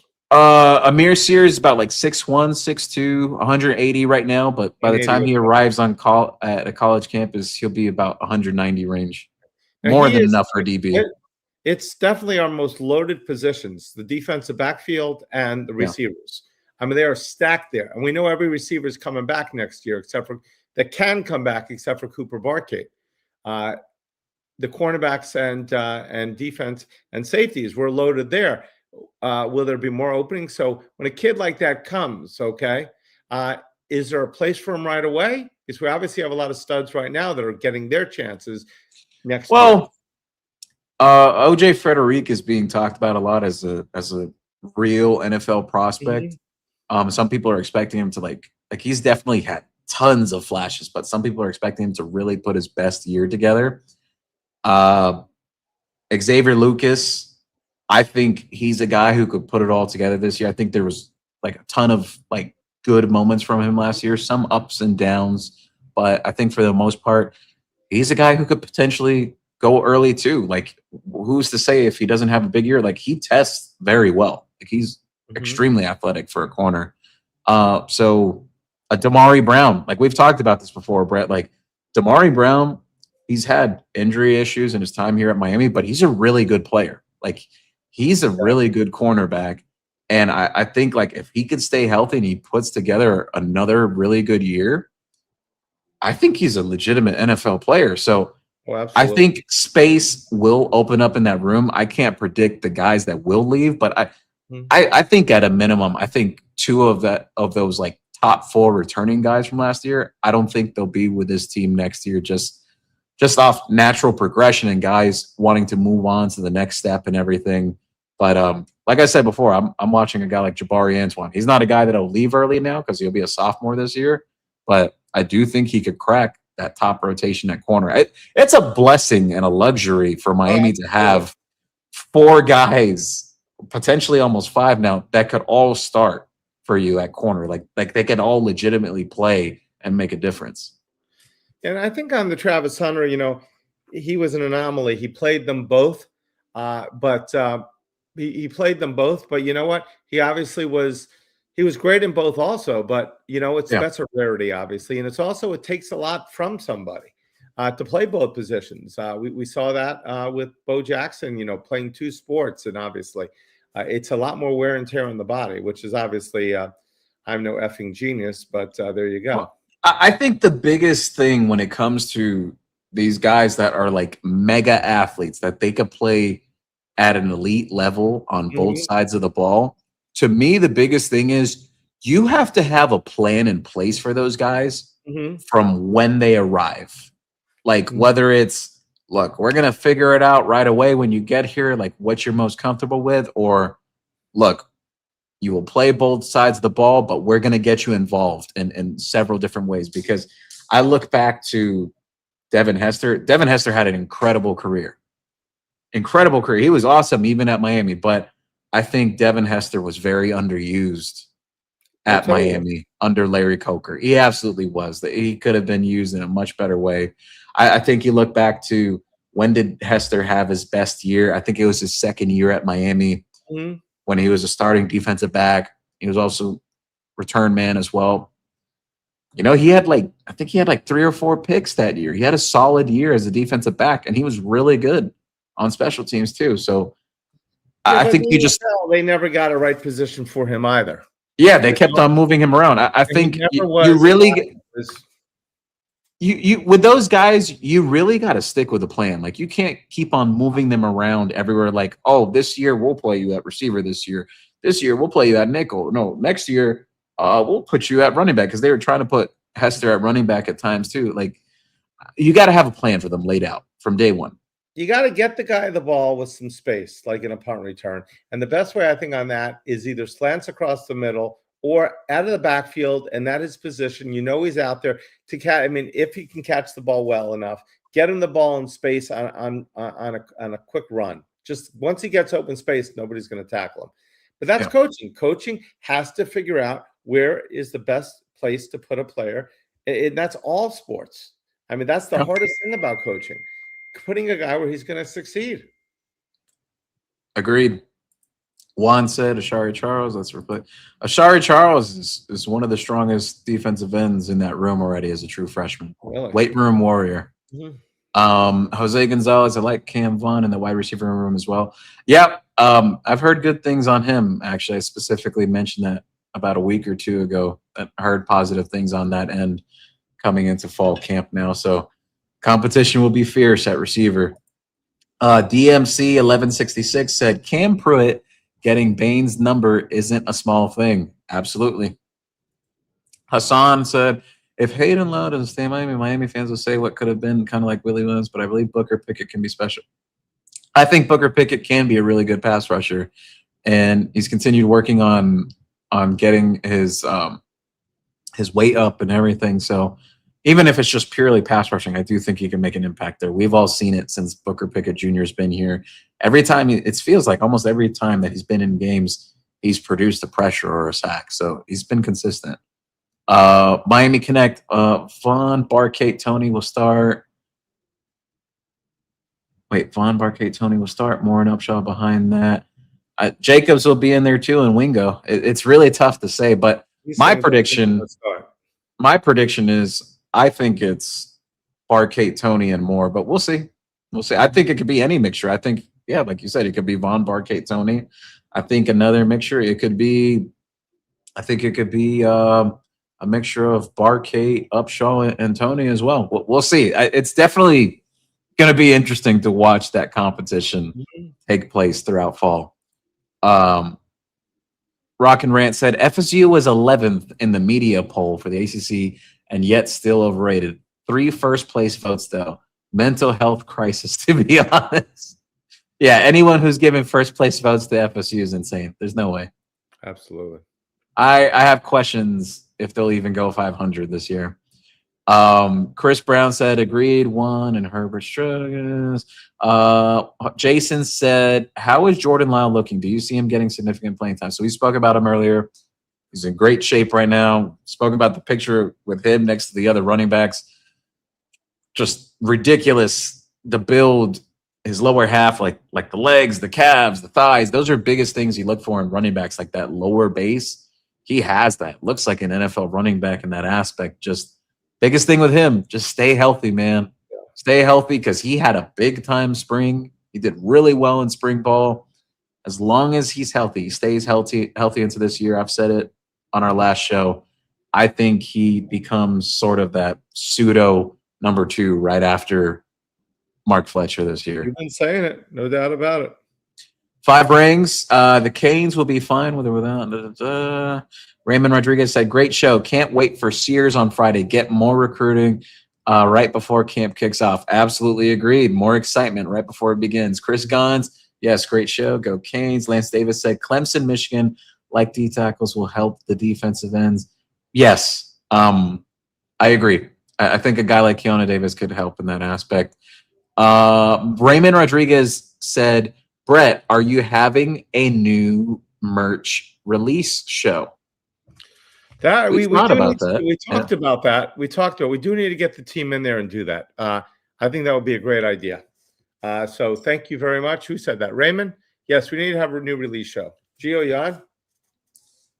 Yeah, absolutely. Okay, yes, I'd say sometime in the next week to 2, we should do that. Miami Connect said, Lyle looking like baby Saquon Barkley. If he's healthy, he's the best back on the team. Tough, explosive. I don't want to jump to say best back right now because of what Mark Fletcher was able to do throughout that run last year. It was very impressive. But I just want to give Mark Fletcher his respect and his flowers there. What he did is incredible. Mm-hmm. But I do say this all the time. I think people forget Jordan Lyle was Miami's starting running back going into game 1 last year. I even said when we were doing this show on a different channel before with Bobby on Finn's Talk Sports Network before we made our own channel here, I said back then, like during that week going into Notre Dame, I kept on saying, I'm hearing that Jordan Lyle is having a really good week of preparation going into the game.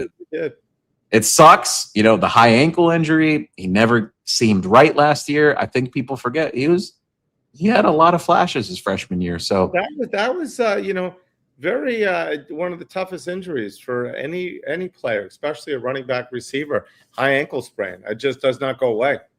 Yeah. And they exit these guys. Roe from X said, "What's the deal with Hayden Lowe?" We spoke about that earlier. Spoke about it a few times already.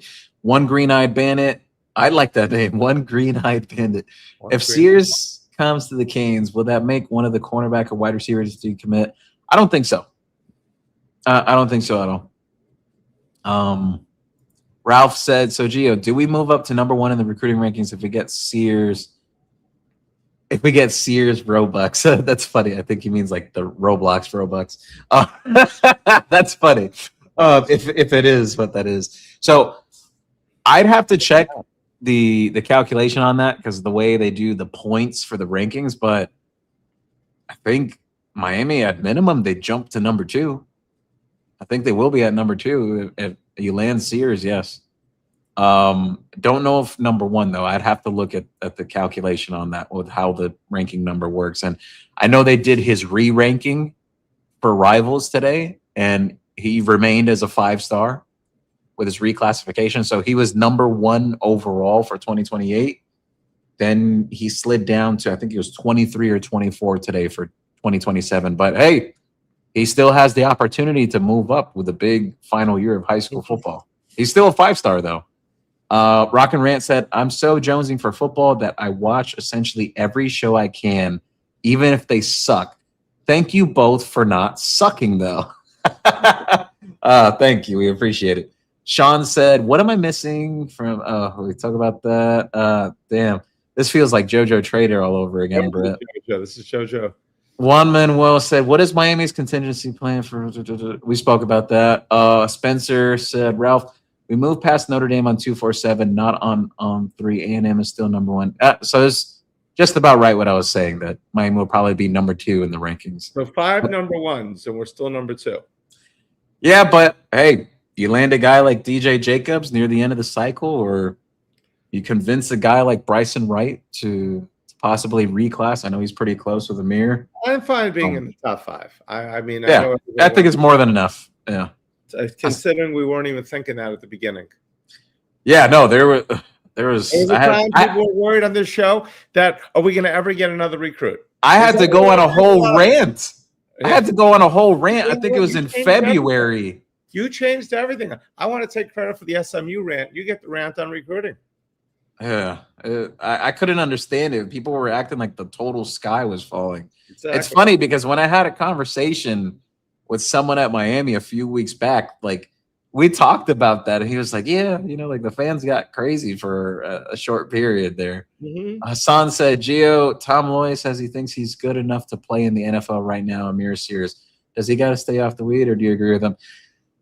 I think that's tough to say because, like, all right, athletically, absolutely, but I think just the physicality of the game, like he's still got to continue. Amir's still got to continue, like, with the college weight training program and everything. So to say he'd play in the NFL right now, the second, I think that's a stretch. I think that's a little too much hyping, but he is a phenomenal prospect. I actually know someone through family that like does a lot of like Amir's like promotional stuff and everything. He's a really good kid. Amir's a really, really good kid. Really? Yeah. 5 Rings said, "Sounds like Lowe is gone. Will McCarthy move back to defensive line just for depth?" We'll see.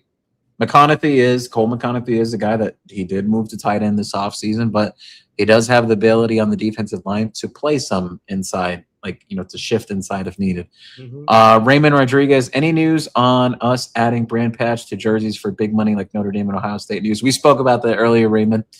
Yes, there is a very strong possibility. Howard Stern said, "John Summerall true colors coming out. His wife said that he likes to get pedicures and likes to get pegged like Prince Henry." Oh, man.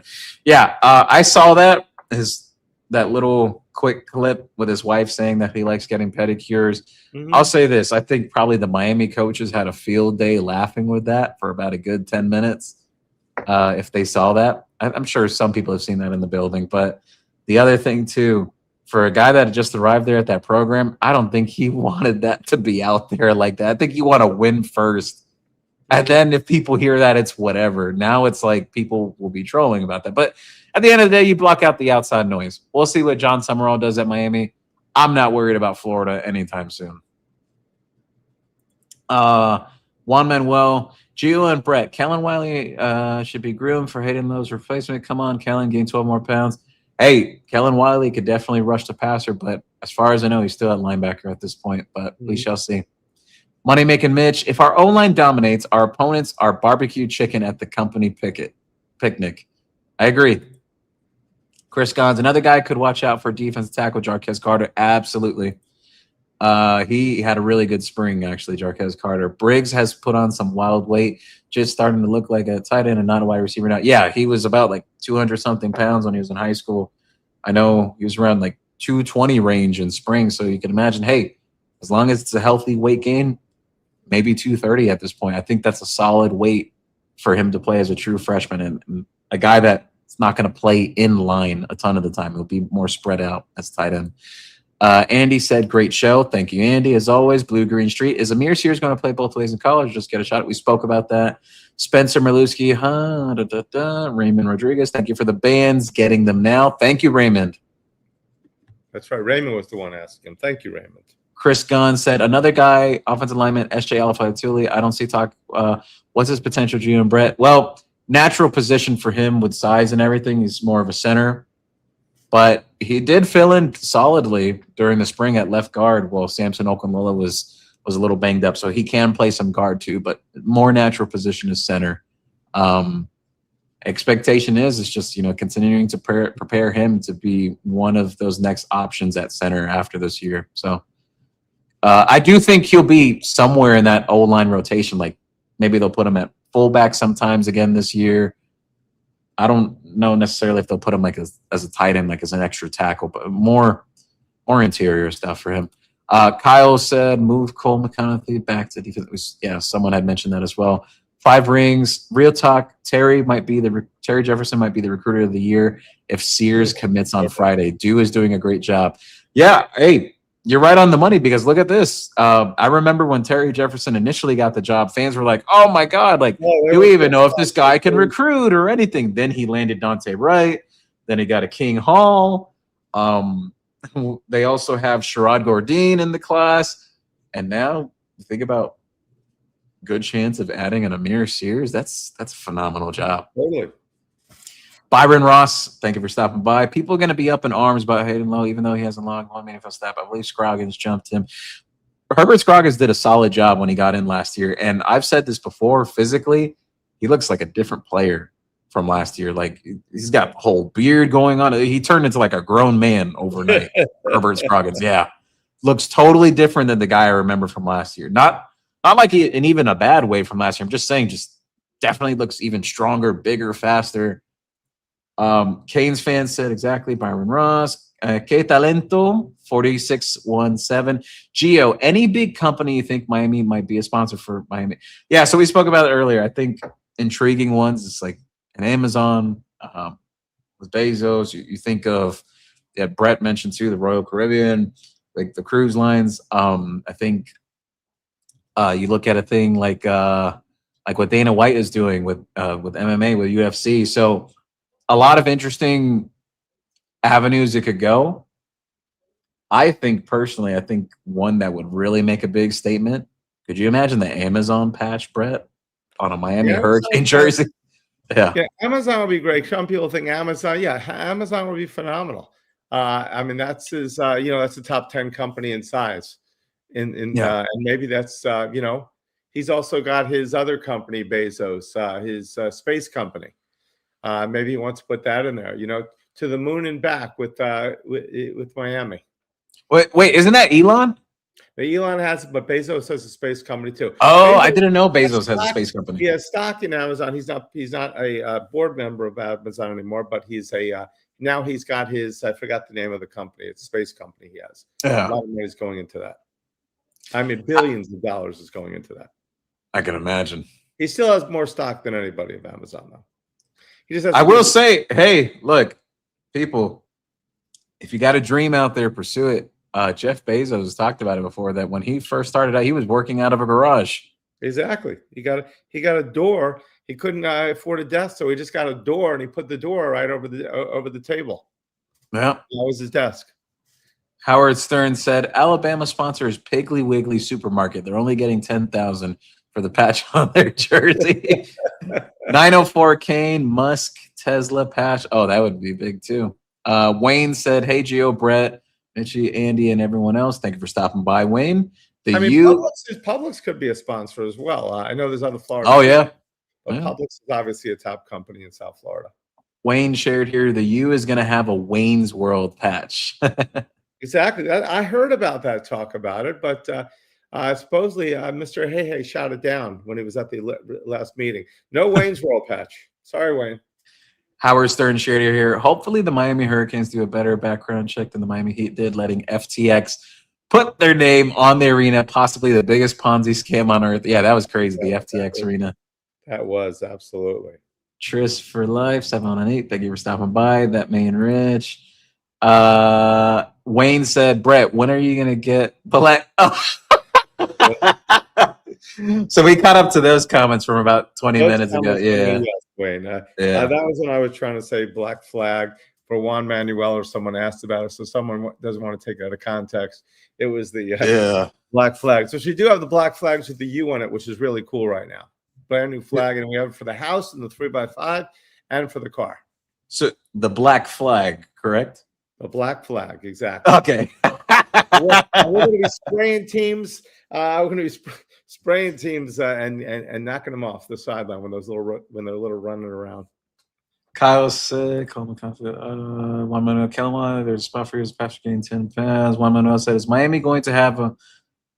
Oh my God, or OnlyFans patch?" I mean, I don't think they would ever allow that, but I don't think that would be a tough one. Ralph said, "If we get DJ Jacobs, everybody will quickly forget." I agree. Mm-hmm. Howard Stern said, "Director of Sports Performance, Irvin Young is doing an amazing job.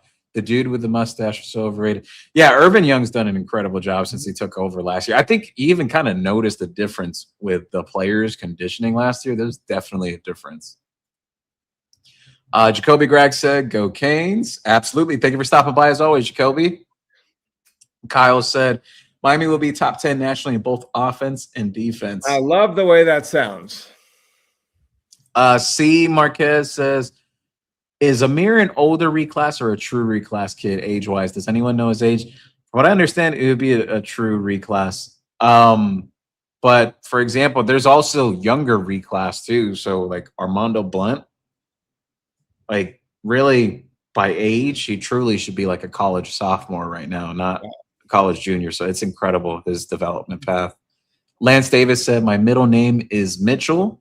All right, we got 3. We'll take my middle name is Mitchell. Hey, crazy.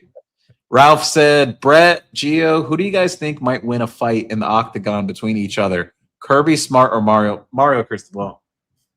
Right. I'm going to say exactly why.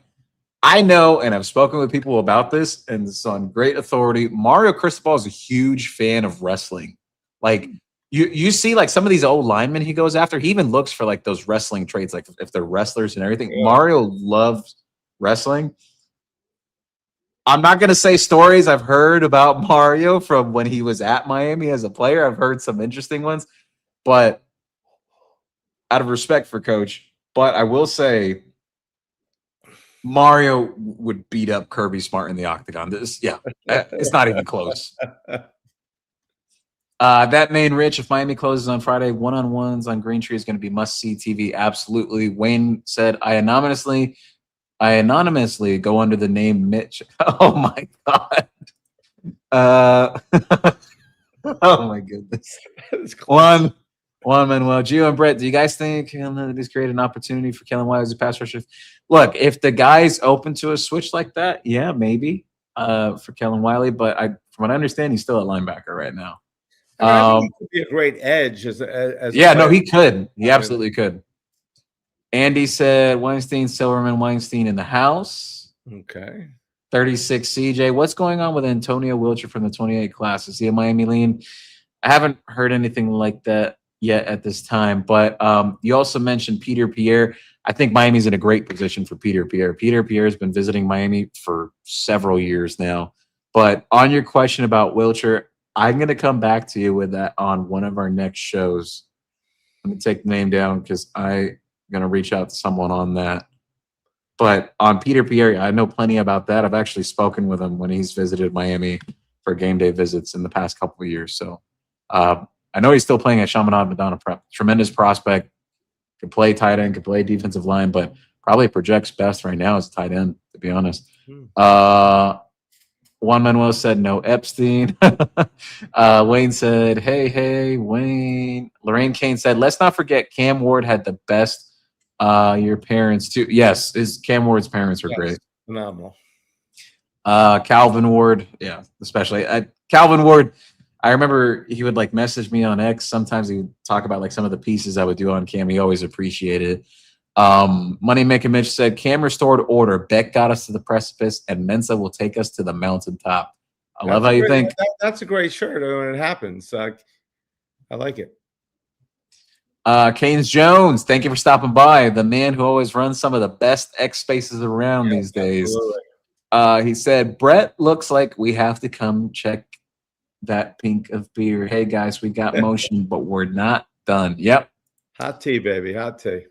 Chris Gons, yes, Cam Ward came a long way. I am glad he came here at the U. I think Cam Ward helped Miami, and Miami helped Cam Ward. But Juan Manuel said, F me, got the Encyclopedia Britannica from 1984 in Webster Dictionary. It appears that word just not. Giovanni Foster, thank you for stopping by. I just got here. I'm guessing Halo is not with the program. No. So Giovanni, since you got here, I'll give the short of it. I heard this since yesterday. I know there's been a lot of stuff going around on this now. Inquired more about it earlier today and didn't sound very positive about like what the outcome could be with this, like about him still being with Miami. Only thing I'll say is let these situations play out, just like the spring one had played out. You know, it played out and ended up still being with the team after all the stuff going on in spring. Now, this, you know, it's up in question now. I can't say at this time like exact details or things that I was told about it because I don't want to get a barrage of calls saying, "Hey, you said this right now," and everything. I think let that process handle itself out. Everything will come to light with due time. But yeah. Sergio said, I was there live for the Cal game and on the end zone side when Arroyo scored to tie the game. I'll never forget it. That was awesome. Yeah. Wayne said, technically in Broward schools, you're not supposed to walk at graduation if you have an obligation. Oh. Lorraine Kane said, breaking news. Life Wallet will be the sponsor of the Hurricane uniform jersey patch. Oh, man. I mean, talk about a full circle if that ever happened, but I doubt it. Chris Gons, Gio, Brett, I think OJ Frederic could be a late first-round pick. It is possible. Yes. It is possible. Anthony Monsanto, thank you for stopping by. Gio, do you feel J.J. Dunnigan can make the same impact as a freshman that Bryce Fitzgerald did? Oh, I think some of this stuff you're seeing with everyone's questions now about Bryce talking about playing nickel and all that, I think some of that it has to do with Miami trying to fast track a really impressive freshman like J.J. Dunnigan onto the field. You want to get your best players onto the field. Spoke about this before. So I think it's a little bit of that. I think it's a little bit of wanting to play to your strengths. I think Omar Thornton fits really good as a box safety. I think Bryce brings a little more coverage ability. He did play nickel last year when Keontae was out with his injury. Bryce played really well at the nickel. Bryce put on 20-plus pounds of muscle. You could see it in the pictures. He looks like a totally different player from last year. So, look, yeah, do I think he can make a big impact? I don't know if J.J. Dunnigan will have 6 interceptions like Bryce, but, hey, I do think when you compare the two, J.J. is bigger than what Bryce was coming into the program, like his size. He also has had more time of preparation because people forget Bryce arrived here like right before fall camp last year, so he didn't have a full off season. And then with JJ, I think he's the better tackler of the two when first arriving to Miami. I think he's got more of a physical presence than Bryce did last year. But I think Bryce is going to flash some of that this year with the added muscle and weight. Juan Manuel, why did that lunch lady have me written up on my academic and personal file of $20? Lunch lady, have a forgiving heart. 305 Sports Now. Gio, will Miami fans be happy Friday at 5 p.m.? You asked me today. Yes, barring some drastic shift, like a team making some incredibly historic push last minute for him, NIL wise. I think Miami's going to do what it takes to get it done. I mean, don't they have him at 100% some places? I mean, not that that means anything, but yeah, that could change very quickly in this day of recruiting. But I do think Amir Sears is a cane on Friday, barring some hugely drastic shift. I would be shocked. Forever at Kane. I think that's it. Like I said before, it's not just the years you're going to be there. As Miami thriving as a program, you'll always be coming back to the program on the sidelines. You know, Jeremiah Smith hanging out with Malachi Tony. Hey, where you going? I'm going to go ahead to the Miami game, hang on the sideline. Oh, okay. I'm going to try to get a ticket for the game. Yeah. Hey, I've seen players from other prominent programs that they've come to try to be on the sidelines at Miami now, actually. So Miami's a hot ticket, man. Yeah, there's nothing like it when the U's on. Mm-hmm. Hassan's shared. Gio, a lot of people say Amir Sears reminds them of Jalen Ramsey. I could see that comparison too, because I said earlier, I think Amir Sears could be a really good safety as well. So, and everyone knows this, Jalen Ramsey's been a really good corner. He's been very great as a nickel, as a safety. Jalen Ramsey could play all the positions at defensive back. I said earlier on the show that I do think Amir Sears has the ability to play all different positions at defensive back. Juan Manuel, Will, are you on vaccination? Did you hear the bad news? Moneymaker Mitch. I know we talked a lot about Amir, but it would be insane for national marketing to have that two-way player at a school like Miami, and I don't think we have ever had one. Yeah, like truly on that scale like that, can't really think of any. I mean, Sam Shields started his career at Miami as a receiver and went to corner, but he wasn't like a huge star like that. He became a Pro Bowl player for the Packers, though. I think that's one of the few things you could say that Randy Shannon made a good decision on moving him to corner. Devin Hester played on different sides of the ball at times, but it wasn't on that same scale of like the national media watching it and everything. So it definitely would be interesting, especially the position Miami is in now. 305 Sports Now. Will, he said, no one to start tomorrow. What happened? Anthony Monsanto. Gio, what are your thoughts on Sion Smith and James Foster III? I don't know too much on James Foster III. I think Sion Smith is an interesting prospect. Safety, right? I believe he's out of Bluntstown, same high school as the D tackle Miami landed a few years back, Artavius Jones. I think it's going to be tough. It's going to be very toughly spread when it comes to like picking out prospects over these upcoming classes, because Miami is a hot ticket. I think there's some of these local guys that they may get passed over for big time prospects around the country, which Miami's already been doing since Mario first arrived. So it's not like they're all of a sudden turning away guys. They've been doing this, going after national guys and plucking like the best of the best from the state of Florida. So I think he's a good prospect. I don't know if he'll end up at Miami right now or not. It's still a whole year away. Juan Manuel, Will, we don't expect that to play or be in Kansas. I'm shocked because Mary mentioned last week. Porch Kane said him and Shannon didn't get along. Oh, yeah, about Devin Hester. Yeah, I heard about that. DMC said Hester told the story. The DB coach was mad at his fame when he started to blow up and told him he would never start again for him. Thought he was cocky. That's tough. Anthony Monsanto said, Gio, but Travis Hunter is realizing that he has to select the position in the NFL. That is true. It's hard to continue doing that each level you go up. I think Sears from the beginning, they have to put him at one position. Well, what about this proposition? Let's say you put him at one position, but you selectively use him at times on the other side of the ball. Like maybe he'll be a full-time DB, and then at times in like big moments or whatever or anything like that, you could put him on the offensive side of the ball. I think that could be on the table too. I just think it depends how much talent we have on the other side. If we've got guys that are, that are so good they can't even see the field, unless this guy is so much better, but it's possible. But I think Colorado was not as deep when they did. Yeah. Will said, okay. Chris Gunn said, Gio, I agree. I've said it before that Devin Hester was underutilized with Larry Coker. Hester was a freak like Sean Taylor freaks. I agree with you in the aspect that the neat thing with Devin Hester was he had what I call ridiculous football speed. Like he didn't have like the greatest testing numbers if you put him in a combine, but you put on the helmet and the pads and everything, it's different within a game. His game speed was otherworldly. And the reason why I say that too is not so much just all about the straight line speed. It's also the fact that this guy was able to make cuts instantly and still retain his top speed. Like it was just incredible to watch what he would do. So I think that's what made him to be the most dynamic return man of all time. And to me, Hall of Famer. Absolutely. Juan Manuel, Will, I'm kind of angry for cheering for you really can't get too emotionally attached with these kids. You want them to succeed like they're your own.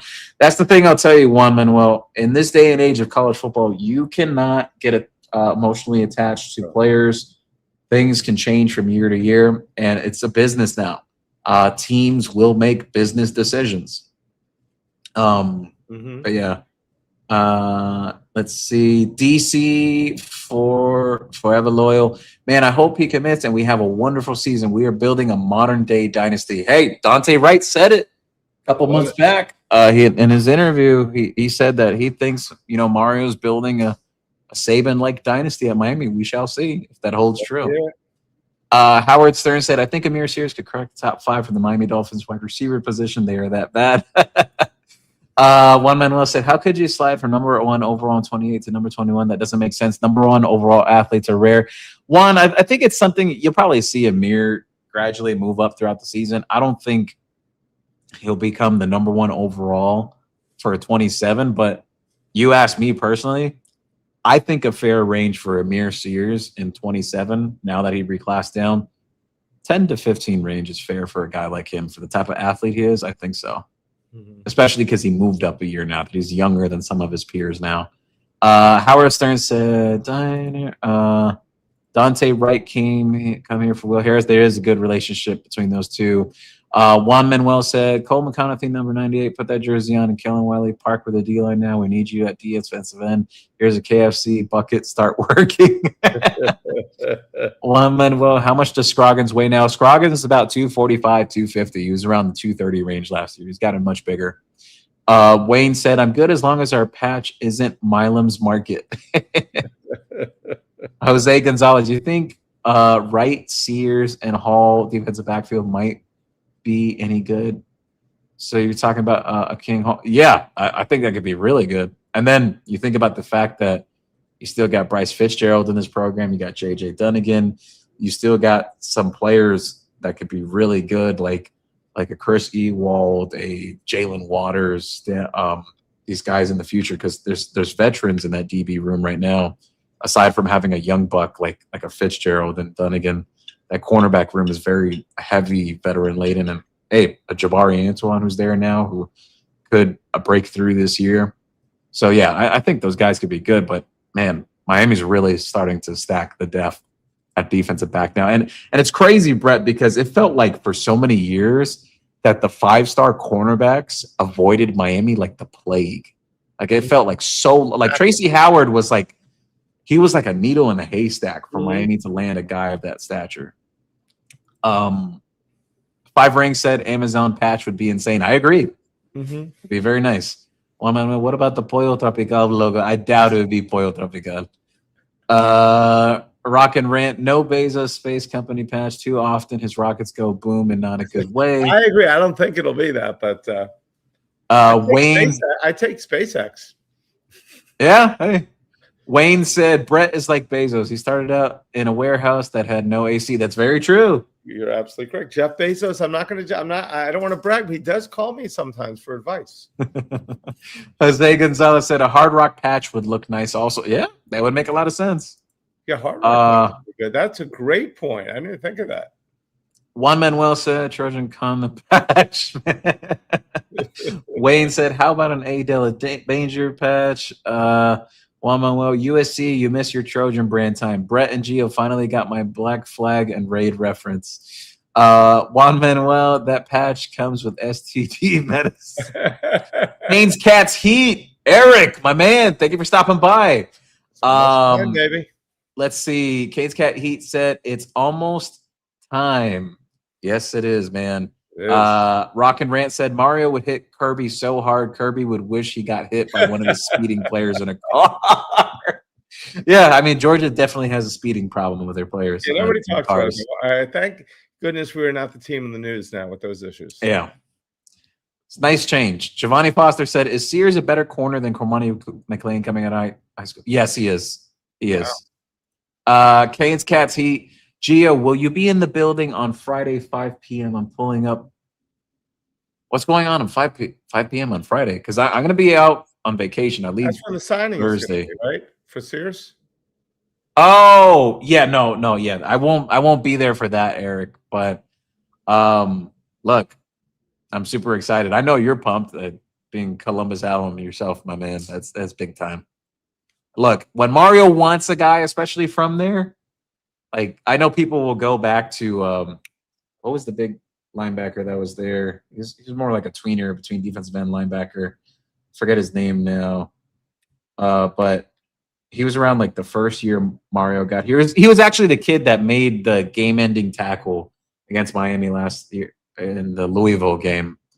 I forget his name now, but he was a Columbus kid, but Miami wasn't really on him like that and everything. And I think it's more so happened to be he was in the right place at the right time when it comes to the ending of that game.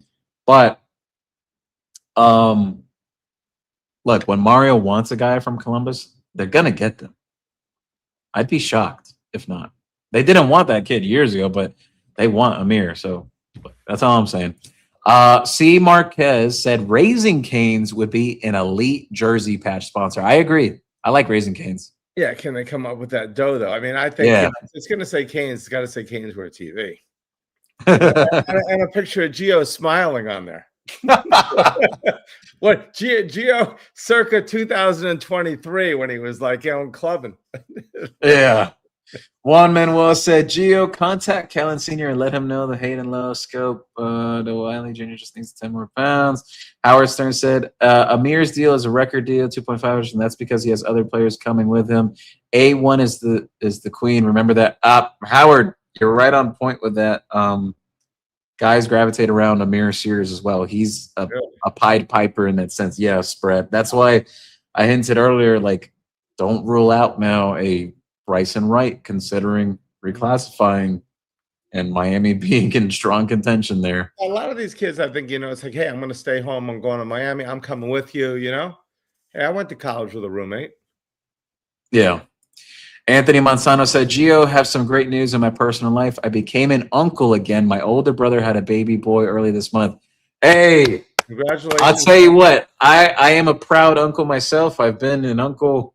I know this sounds crazy because I'm the youngest of my siblings, but I've been an uncle since I was like 12 years old. Wow. So I've been an uncle for over 20 years now. And hey, I love my niece and nephews like they're my own children. I've spent a lot of time with them over the years, especially even before I had my kids myself as well. So look, it's a great honor.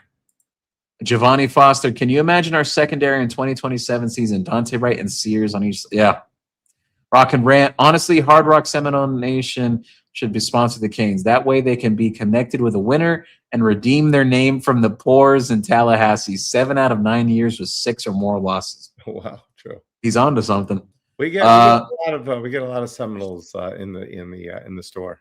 A lot of 30, big Canes fans. 36 CJ. Check on Ron Christopher Gonzalez, 28 DT from Chaminade, along with Alexander Beltran. I know about Beltran. I haven't heard about Ron Christopher, though. I'll check on those names for you. But let's see. Who else was it? I already know about Beltran, the defensive lineman. Boston Jenkins said, if Lowe does leave, would it open up opportunity for – I think Booker Pickett was going to be in that rotation regardless this year. I think it brings a lot of value as a pass rusher. Howard Stern said Malky Kawa and Justin Giangrande, one of the best relationships Miami has right now. Absolutely. I know Malky works a lot with Amir and his camp as well. I know a few people connected to that. So, yeah. Possum Jenkins said Texas A&M about to drop the biggest bag for swears. Martin Dubé, good morning, guys. Fingers crossed for Amir Sears. Stone and DJ Jacobs have made me cautious. I agree. David Stone was one that Miami was supposed to get, and he changed his mind last second. But I do think, Martin, this is one that, barring something absolutely insane, I think Miami gets it across the finish line Friday. Mm-hmm. Big Mode said, Devin Hester, Possum Jenkins. What were some of the players from other programs that are dated to be on Miami's sideline? I've seen guys from Louisville, and I've seen guys from Alabama. And one guy from Ole Miss, South Florida guys as well. So, yeah. I think some of those guys would have been Hurricanes if Mario Cristobal was the coach in different eras. Black Thor said Hester and Shields ran 4.2 and 4.3. Well, Hester at the combine actually ran 4.4, but some people say that he was a little nicked up going into that. But just Devin Hester's game speed was unlike any other. There was nothing like it. There's a difference in the clock speed on those sideline runs and what these guys have on the field. Even 4.6 is something that can never be caught.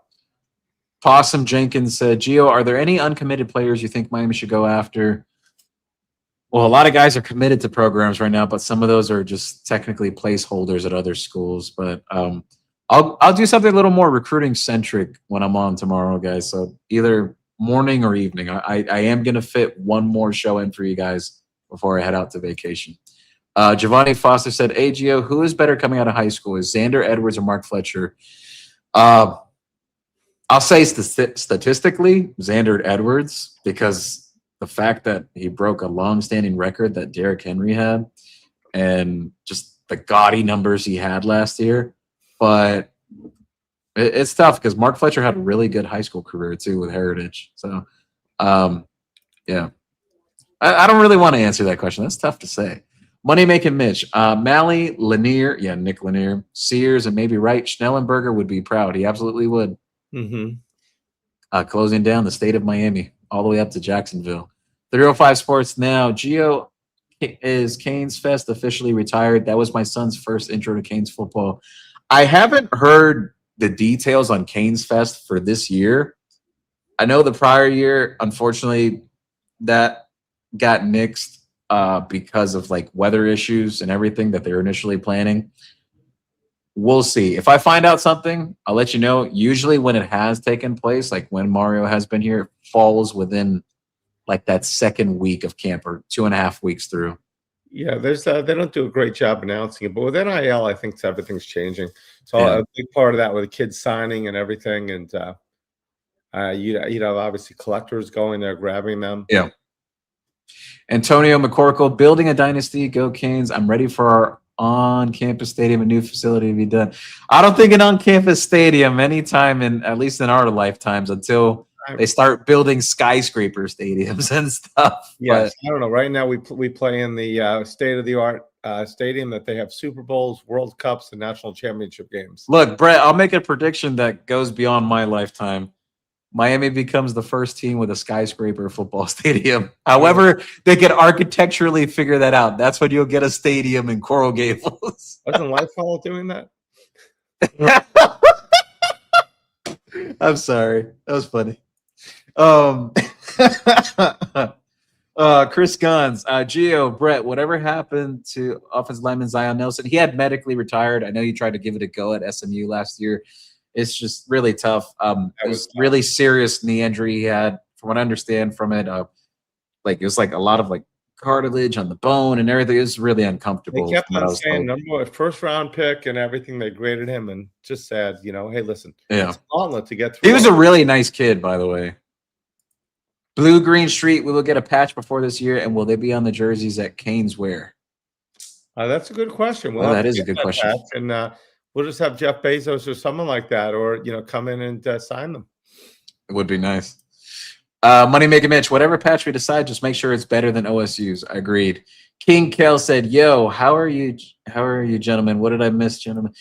Nothing much. We were talking about Yeah. some breakout candidates for this year of returning players. Mr. Wiley Sr. and some people were actually like hinting. They were like, "Hey, like maybe your son should play defensive end." But I mentioned to people that he is still at linebacker right now, so I don't think that's on the table at this time. Juan Manuel said Reggie Bush and Hester rare ability to accelerate full speed. Yes. One step, but make turns full speed without losing any speed. Some guys tore ACLs trying to do that. Absolutely. Money making Mitch, Miami is back, and college football was not ready for it. I agree with that assessment. Chris Gons, I think Mario is going to build another great dynasty at the U Part 3 documentary. You could film the U Part 3 when Miami wins one. I think that's fair. Let's say exclusively on Canes Word TV. Canes, Cats, TJ Capers. Yes, you're right, Eric. Yeah. The problem with Capers coming out of high school was like a lot of people had concerns with like his weight control and everything. He was gaining a lot of weight. Some people were thinking maybe he was a defensive end, maybe not. Look, yeah, I think Capers was just in the right place at the right time during that Louisville game. But Miami, he was right in the backyard. They didn't want him. They didn't want him. They took his teammate over him, actually. So it is what it is. But Amir Sears, they do want. He is right in the backyard, literally at Christopher Columbus. I'd be shocked if Miami didn't get a guy like that. I'd be very surprised. I would be too. Antonio McCorkle, ready to have a secondary like we had in 2000, 2001, the no-fly zone secondary. I'm with you when you're right. King Kel said, Kellen Wiley Jr. is just fine at 240. Yes, he is one of the bigger linebackers on the team. All this crazy talk going to stop this year. Wayne said, was it Stanquan you're talking? No, I wasn't talking about Stanquan Clark, but Stanquan Clark is a pretty good linebacker for Louisville. Would have loved to have him at Miami. King Kel said, I'm here. Juan Manuel said, is Kellen Wiley Sr. in the chat? Kellen, your son is needed in edge room ASAP. Kellen could be redshirt freshman All-American at edge. Kellen Sr. said, standing on business. He wasn't a red shirt, so he can't be that. That is true. Kellen did not redshirt last year. Juan Manuel said, Mr. Wiley, so glad you're here. I'm down like I lost a son on Halo, but love young Kellen. I hope to see him on the field a lot. Someone said, you any word on Asher reclassifying? Asher Jodo, the last thing he said on reclassifying was that he was actually leaning towards sticking in 2028. But hey, who knows at this point? Now a big domino like Amir Sears decides to reclass. Guys could definitely still reconsider things. The one thing I'll mention too, guys, when Malachi Tony announced his reclassification, that was like late September, early October that season when he did. Yeah. That was during that Cam Ward season when he did that. Yeah, it wasn't in the summer at all. It was during the season when he announced his reclassification. So it could still be on the table.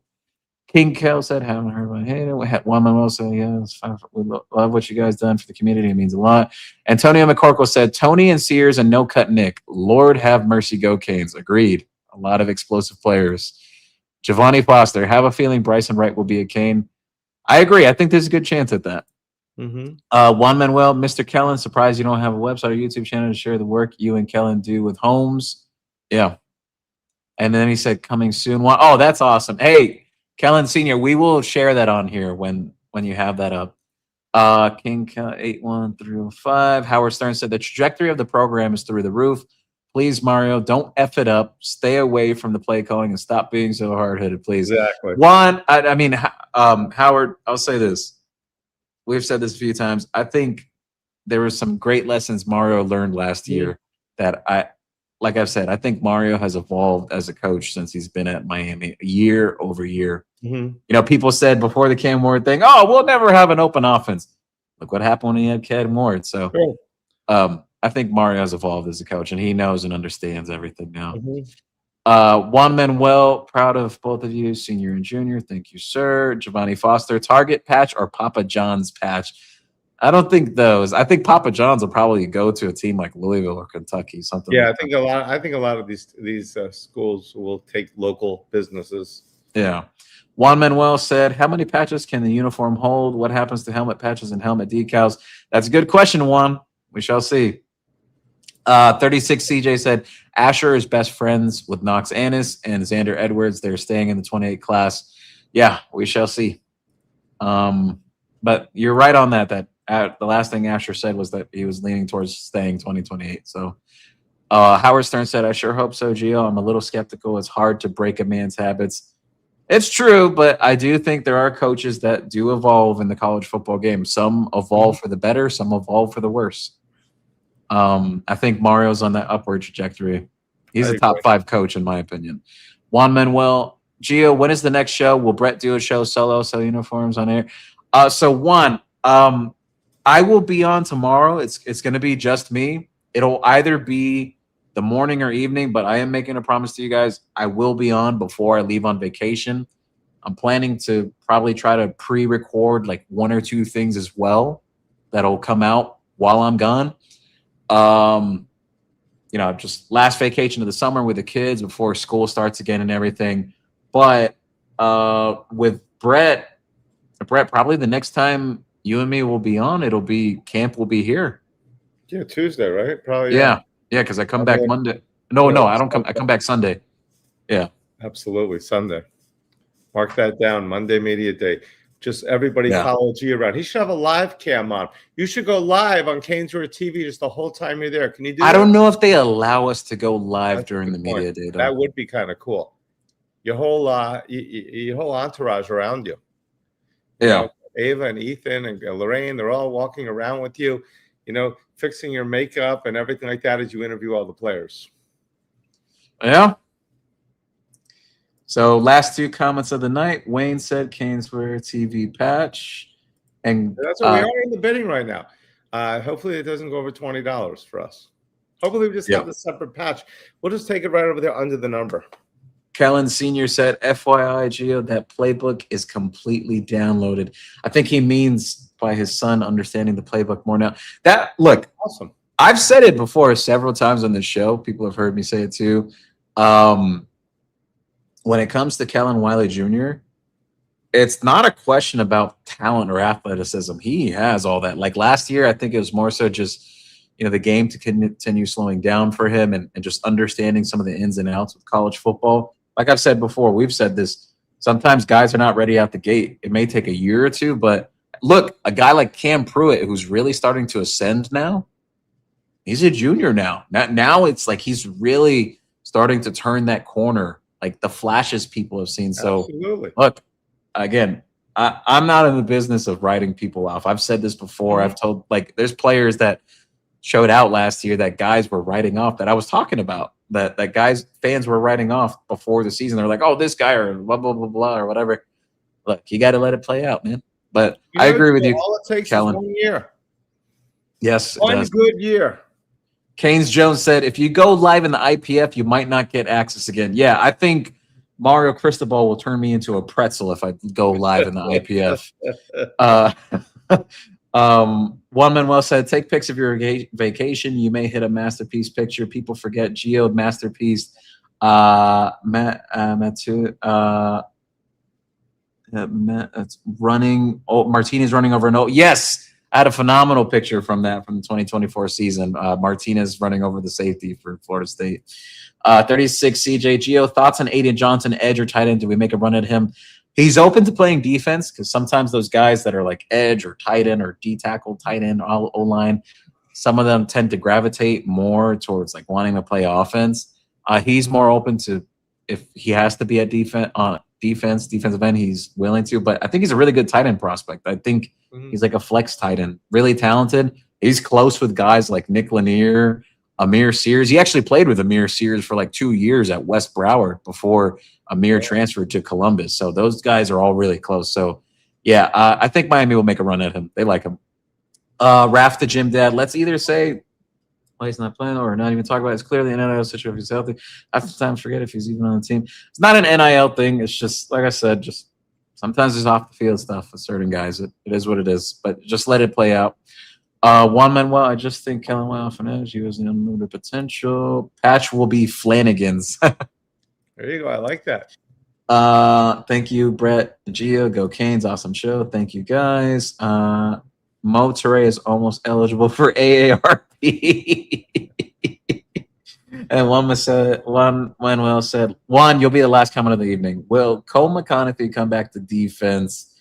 Colt McConaughey was good at stopping the run. Yeah, he was a little bit of an understudy of Bane when he first got here. He got injured last year and kind of like lost most of the year last year, so it's tough.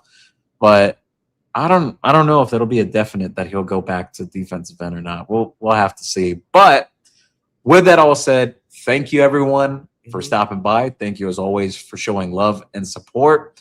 I will be back tomorrow with something. It'll either be in the evening or the morning tomorrow. I got to figure out the timing for tomorrow, but I will be on at some point. So as always, keep your notifications on YouTube as we tell you guys to.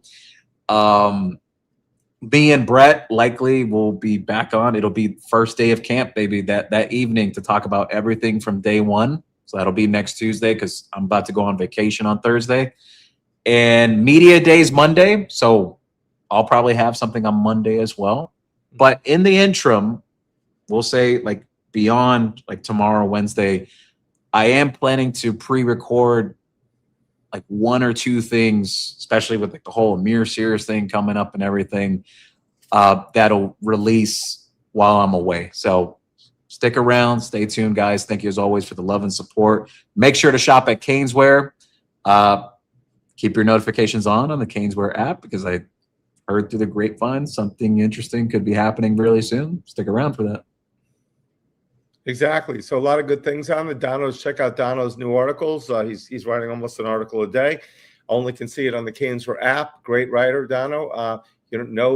As we say, no paywalls, no subscriptions. Also in the app, I do believe you have 10% off right now. It is also, Gio, back to school. Gio went back to school shopping. Correct. Yeah. But it's back to school right now in Florida. So for this week or this month till August 20th or so, it is save your sales tax if you're shopping in Florida. No sales tax, and that's a pretty big savings right there at 7%. Like I said, lots of new items, exciting times. We'll be having some shows in the store, showing the new and opening boxes and things like that. Maybe pull out some things next week. So exciting times. Download the app, like, subscribe the channel. It's just exciting time to be at Caneswear. If you're not excited right now, and this was a phenomenal show right now. I mean, it's a Tuesday night show still in the middle of the dead heat of summer, and we had so many people turn out, so many questions and comments. We love you all. Thank you very much for being part of the Caneswear TV Spectacular. That's all I got. Look forward to seeing everybody soon. Gio, anything else? Yeah. Hey, look, it's gonna be a 5-star week. Absolutely. Go Canes. Friday night. Go Canes.